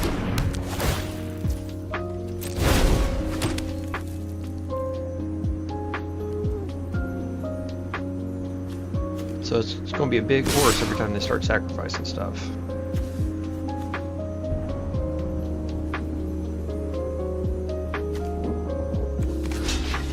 They're tapped out. Or do I just want to trade the braids already and be done with it? So I don't mind paying 2 life, but the braids is really going to become a problem. Let's do that. I'll let the braids do this turn.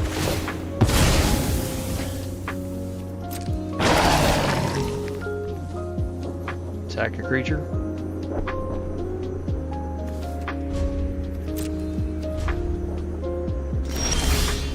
Attack a creature. Boom, it falls.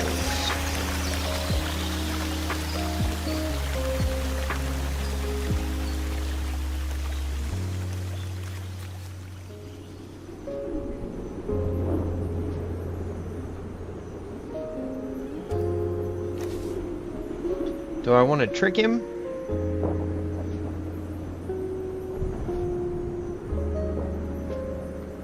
I think that's better to do a trick. Okay, so let's Sojourner then.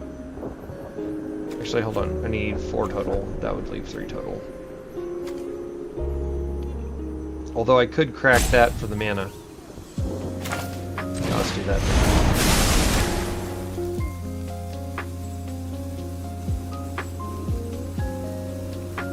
And just intern on that one.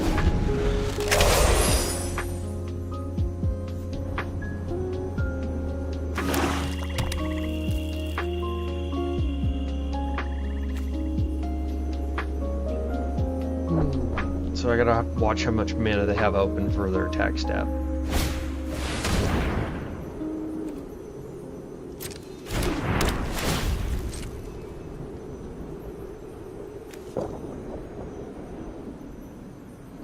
Because they could sack off a lot of their other stuff that I block that they don't want to die. We'll see if they have that kind of advanced technique in there, but I think they're trying to decide if they are milling their own 2 cards. They're like, wait, why am I getting rid of my own cards? Now you got the stuff for that. Grave Crawler. Shielder's Restoration. What was the other one? Did Screaming Phantom. You put on top of your library, draw 2 cards, send 8.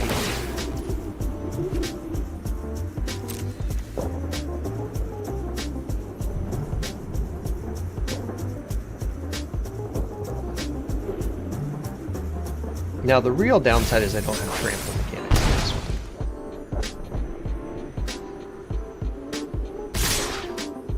one. Okay, so he's completely tapped out. Perfect. This is where he made the mistake, right? He tapped out, which means he cannot use Phyrexian Warhorses. So we are going to block.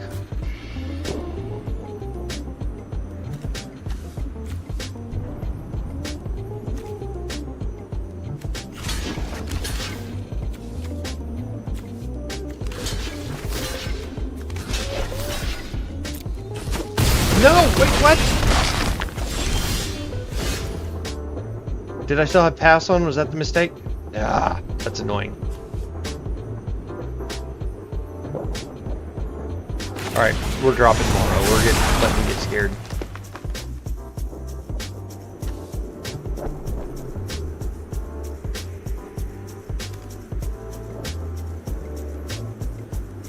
I have no idea if they have a Wrath in that deck or not. But I think I want to... Oh, I need to save it for the kicker, so...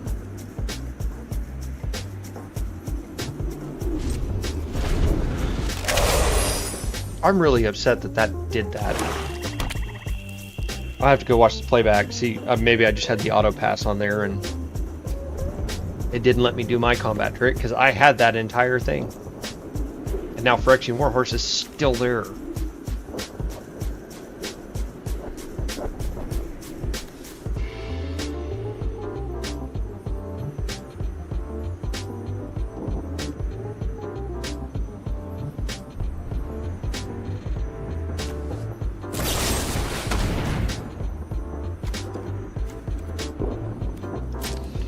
That's what I was worried about.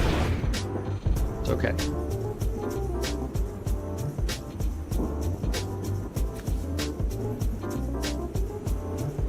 So the other side of the coin is, what is it? How much is it per sack? +2, +1.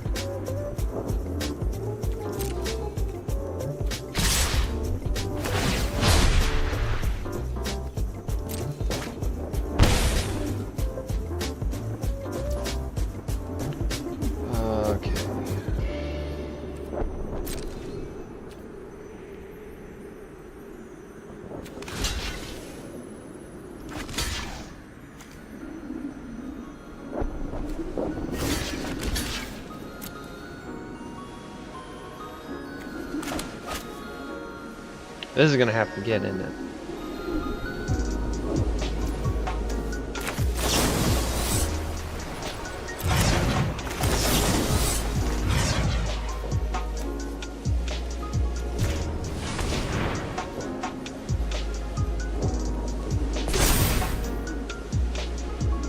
Okay, do you know, are you gonna work? Did not Warhorse? Okay. Gotcha.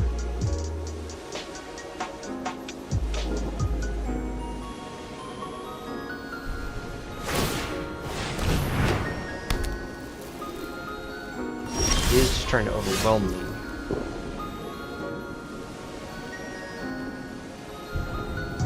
I mean, he has nothing big, so let's just keep that up. And then I'll at least gain 2 life.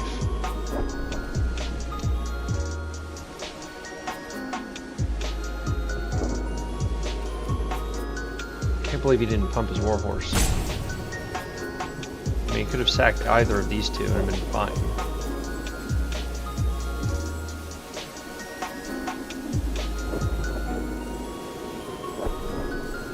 He was like me, found the pass button and didn't do anything with it. So it's 3. I'm still 1 short monitor for the recast. No attacks on this one.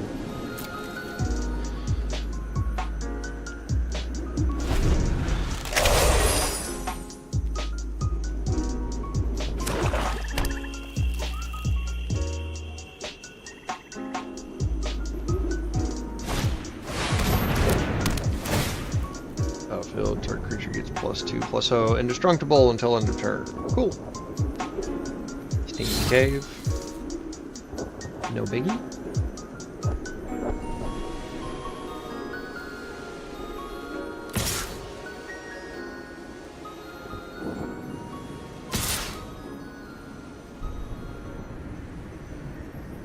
I mean, go ahead. I'll get rid of the combat trick if you got it.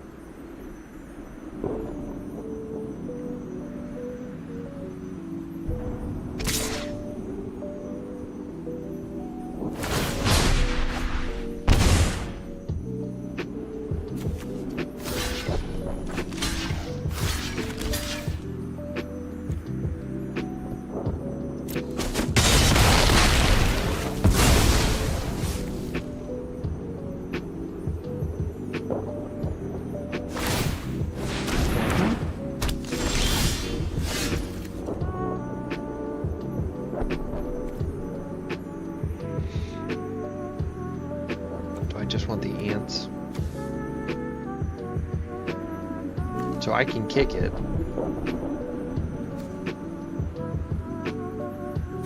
It's a 3/2. I think that's probably a smart idea.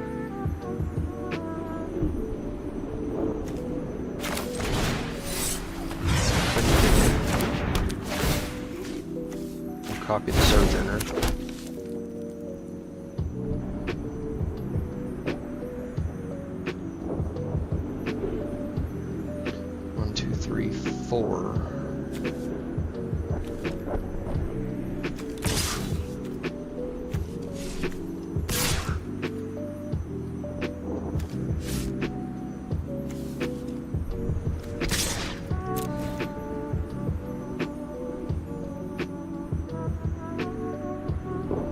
Why did I do that? I wasn't paying attention that the spike tail's sitting right here. Ugh. That was silly. For some reason I thought it was tapped because it had the summoning sickness on it. Now come on, just block it.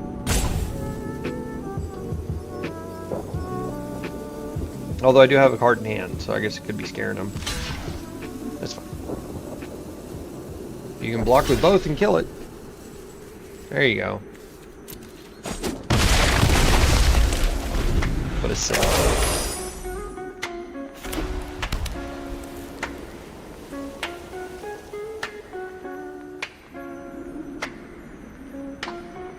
Let's see what you got in your hand. How many cards do I have? 23 still? A lot of it's land. Scary.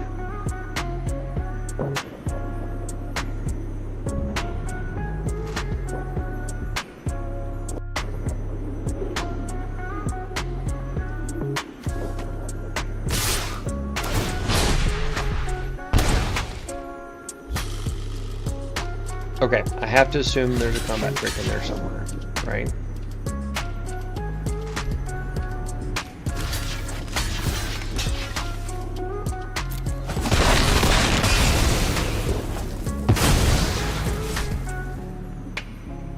Cast it back.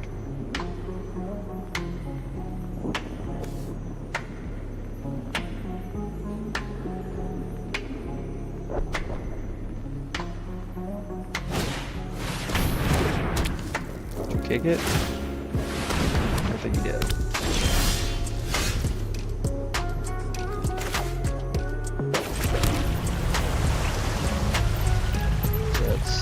I'd still have to sag it for the rising hands. Let's go ahead.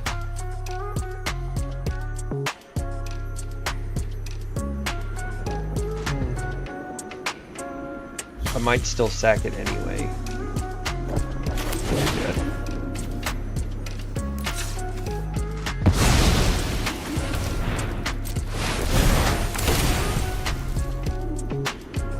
No attacks. Let's see what he's got.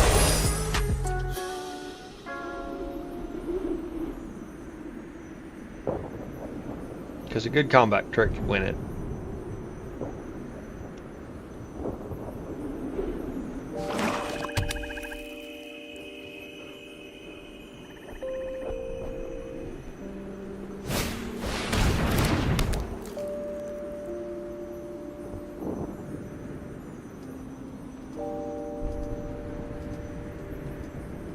Does he have the 5 and 2? He's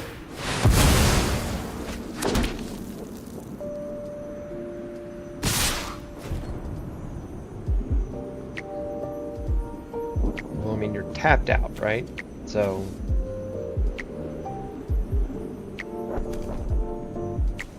you guys still don't trade.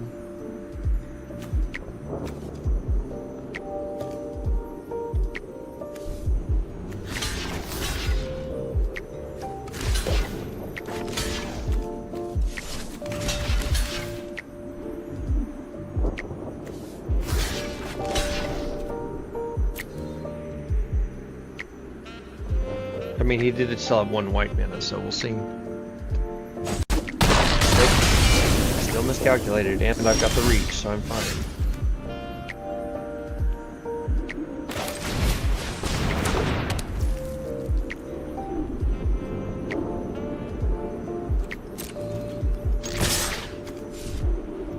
Except for 1 reach.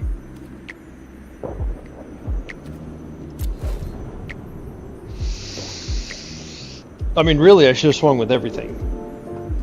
He wouldn't have been able to do it because he couldn't recast the zombie for the blocker.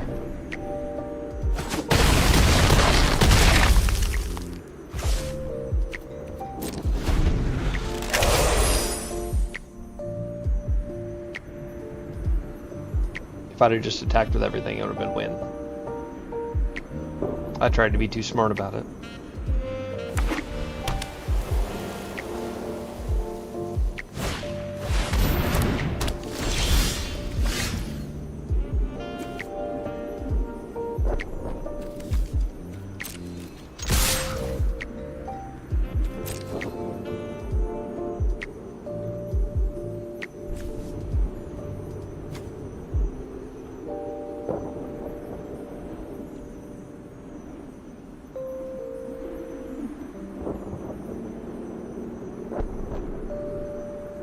It'd be really cool if I'd have gotten nail anytime earlier.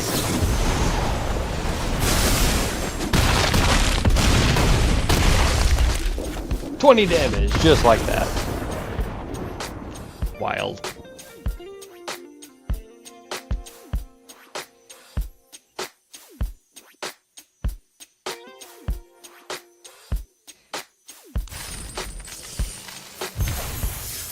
Another card. Look out. Okay, so we just had to do the 1 win, right? What else did we need to do here to get it into the main game? I think we're finally in main game. Oh, you had to do jump in 3 times. And then we're finally able to be released.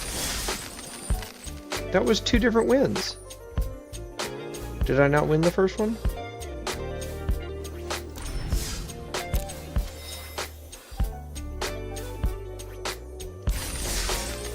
Oh, you have to do jump in 3 times.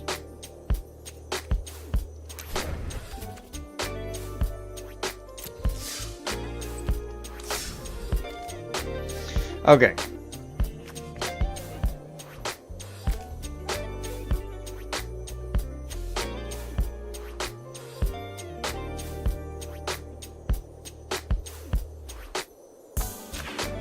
Let's do synthesized.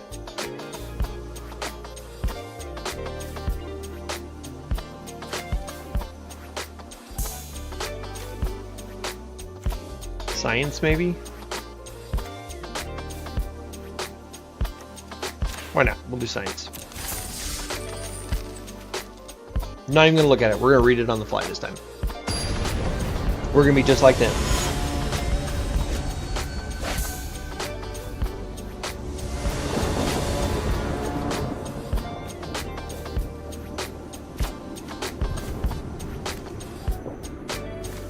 Sure, we don't have a creature.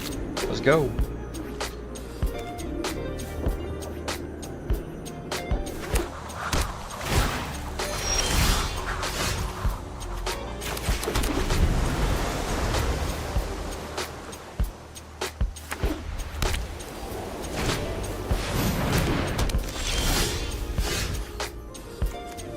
Does it flash? Does not have flash.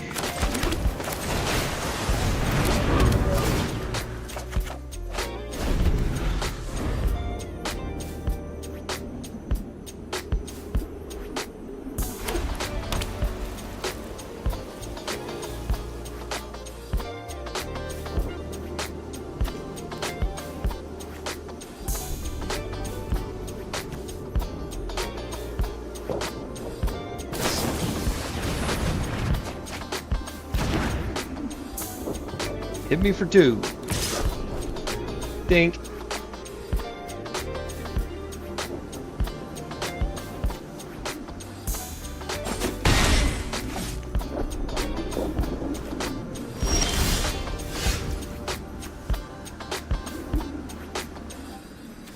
Seek a non. Really? It's just a tutor. Ah.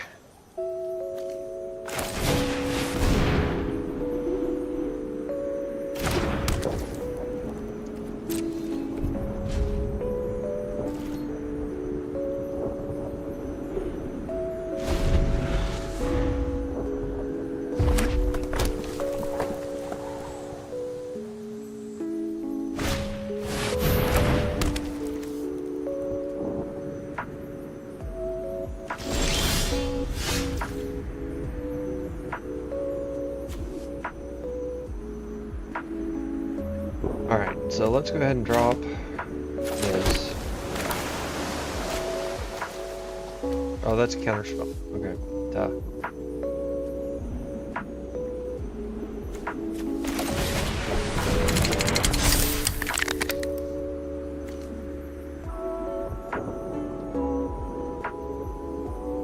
That's a 3/4.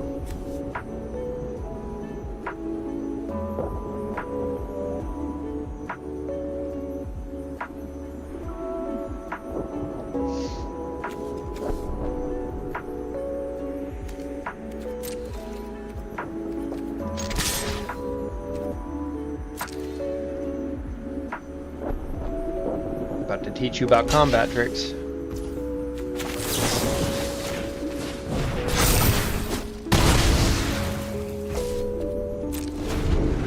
That's why you don't do that.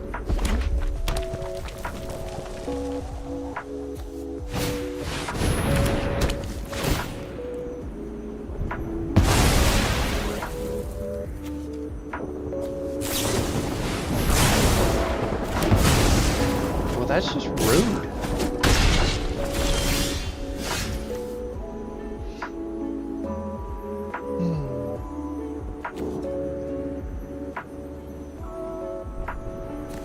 I think I need to go ahead and put the break out.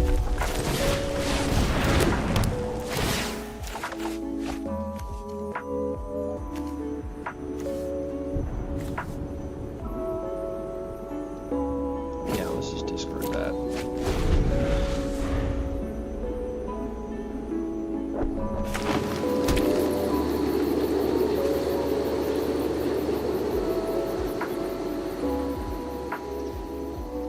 Need to remember to leave some mana open for my counterspell.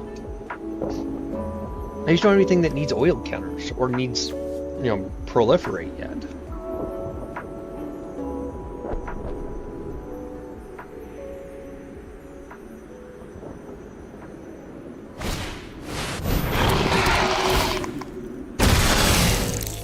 X times. Wow.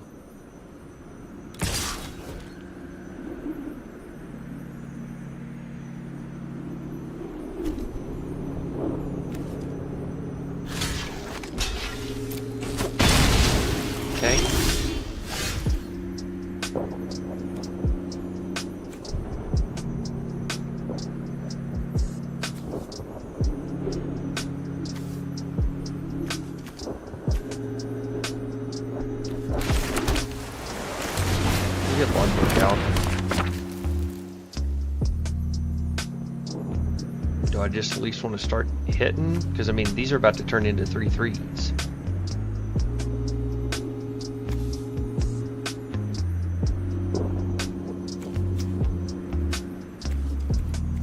No attacks.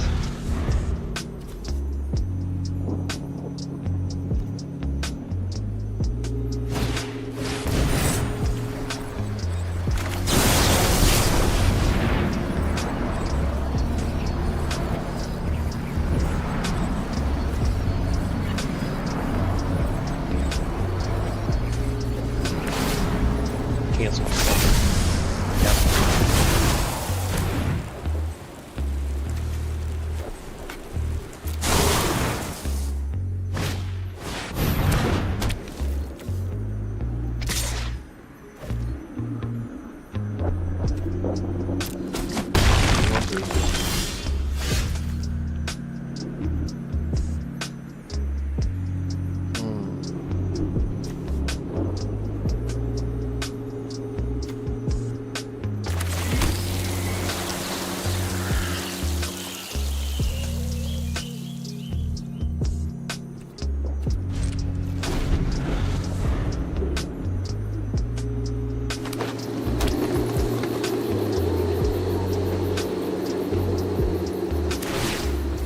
Yep.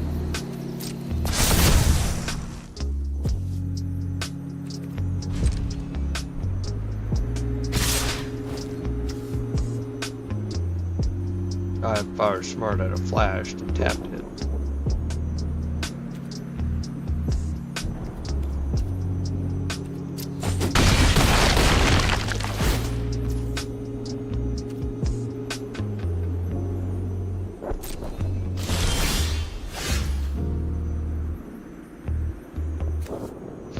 Dang it, I wanted to at least act.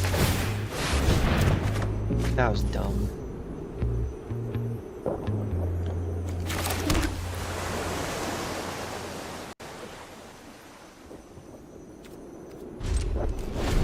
I don't think I can do anything about this.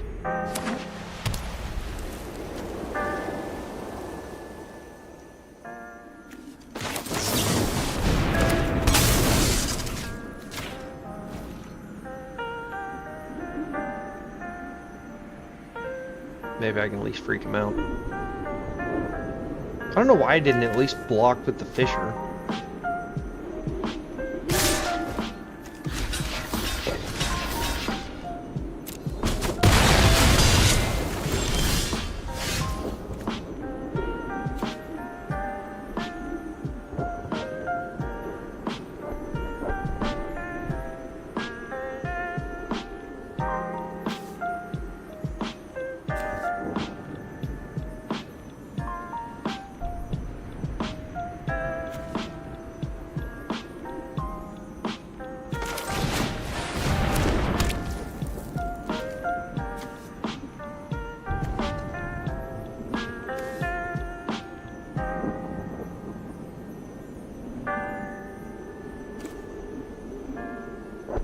I think I need to just go ahead and pass it.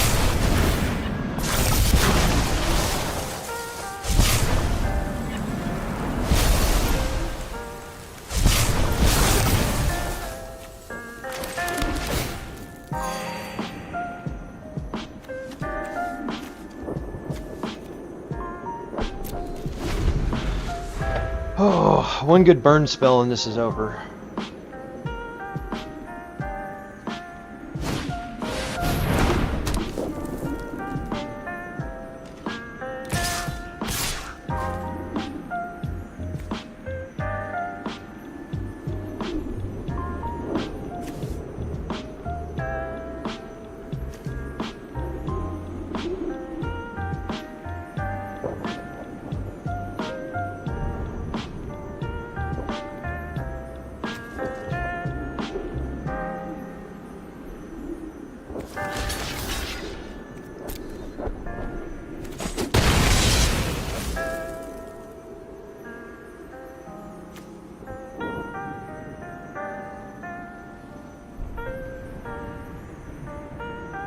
Alright, come on. Well, 2 oil accounts on it. Target player mills. I'm not really worried about mill. We're going to put the Icar synthesizer out first. 1, 3.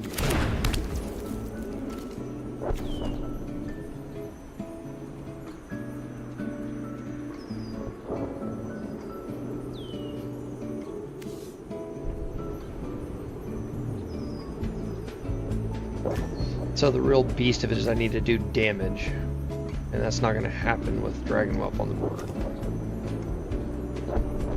So we just need to kill Dragon Whelp.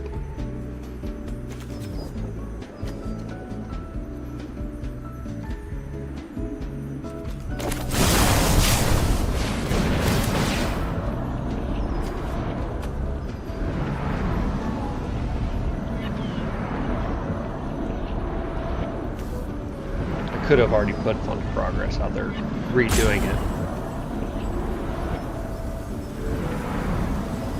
This is an interesting deck.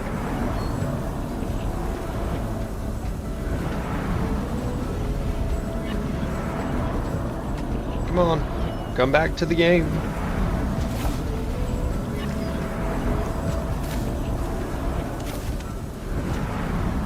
Come back.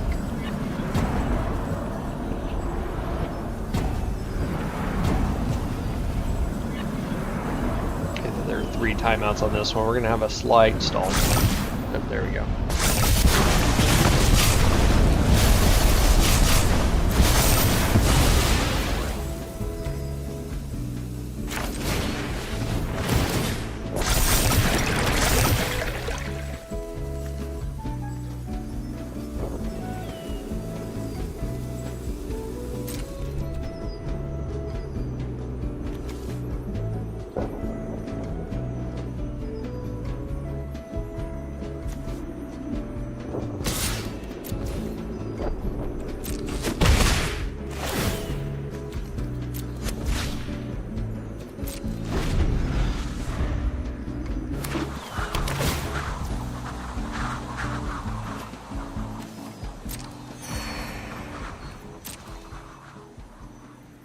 Doesn't have anything in his hand, so he's not going to attack. He's locked. Yeah, you don't see the point. No 3 cards.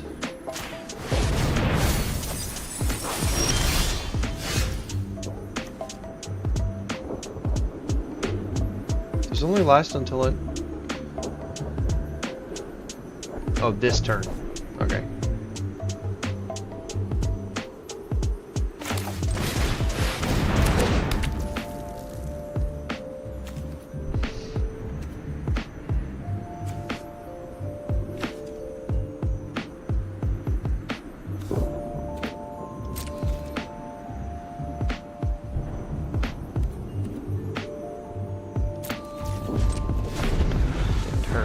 My ability over here, move 3 oils, counters from it, you can draw a card.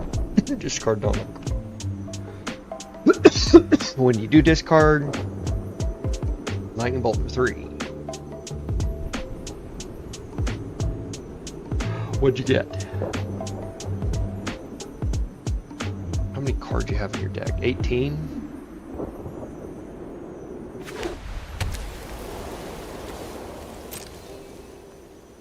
Do I draw or do I mill?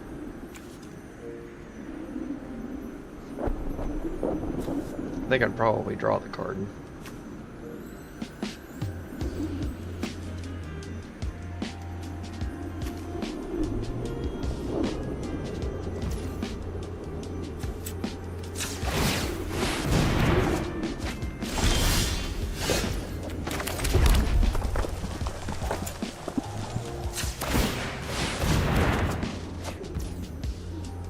That's not what I wanted to see.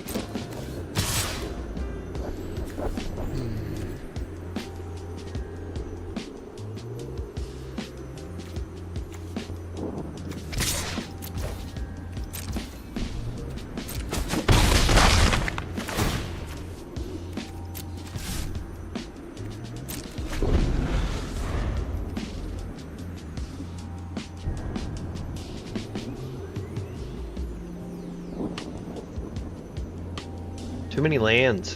Goodness, too many lands.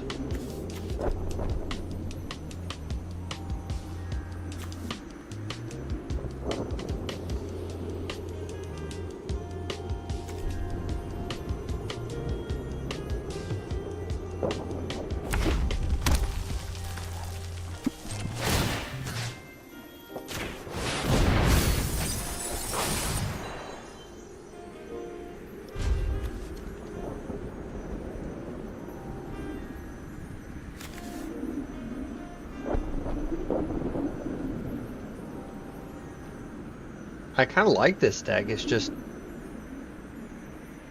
special. I'd like to not have all of my land in my hand, though.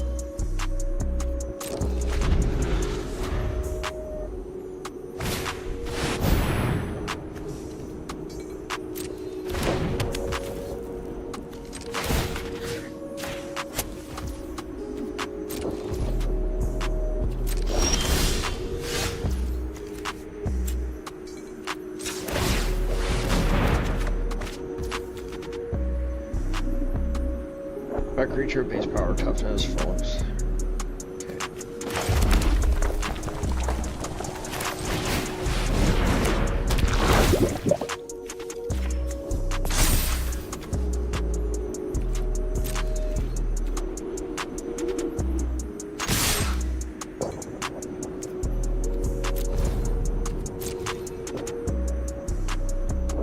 Oh crap, I should have blocked that.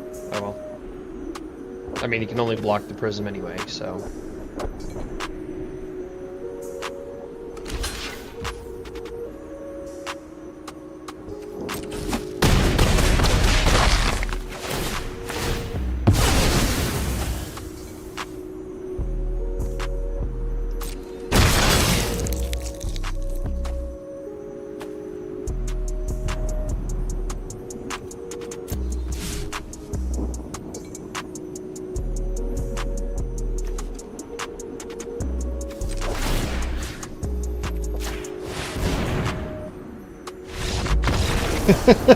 They're like, no, I'm done.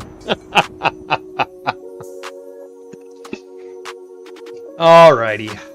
As much as I would love to do our third and final jump in, we are going to have to wait for Thursday for that. We are coming up on 4 o'clock here, Central Time, so it is time for us to go ahead and log off and go ahead and get things wrapped up around the office port. It's time to come home. I do want to say thank you for everybody that hung around and lurked. Thank you again, Baguette, for tapping the bakery, for coming and helping, getting that concurrent viewer count up for us.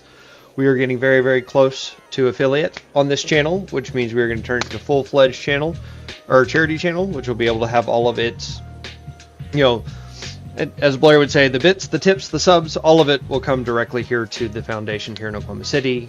We won't have to worry about any of the extra stuff that goes along with it. Thank you, everybody, for coming by. Again, my name is Bertimus, and I appreciate you hanging out. Thanks for chilling out with our extra live stream. Again, if anybody did want to donate, you can check out the QR code there or the About link under the stream on your Twitch mobile app. From there, you can get to our extra live site where you'll be able to donate on your own. Thank you again, and I will see you Thursday at about 1:30 Central. Until then, bye.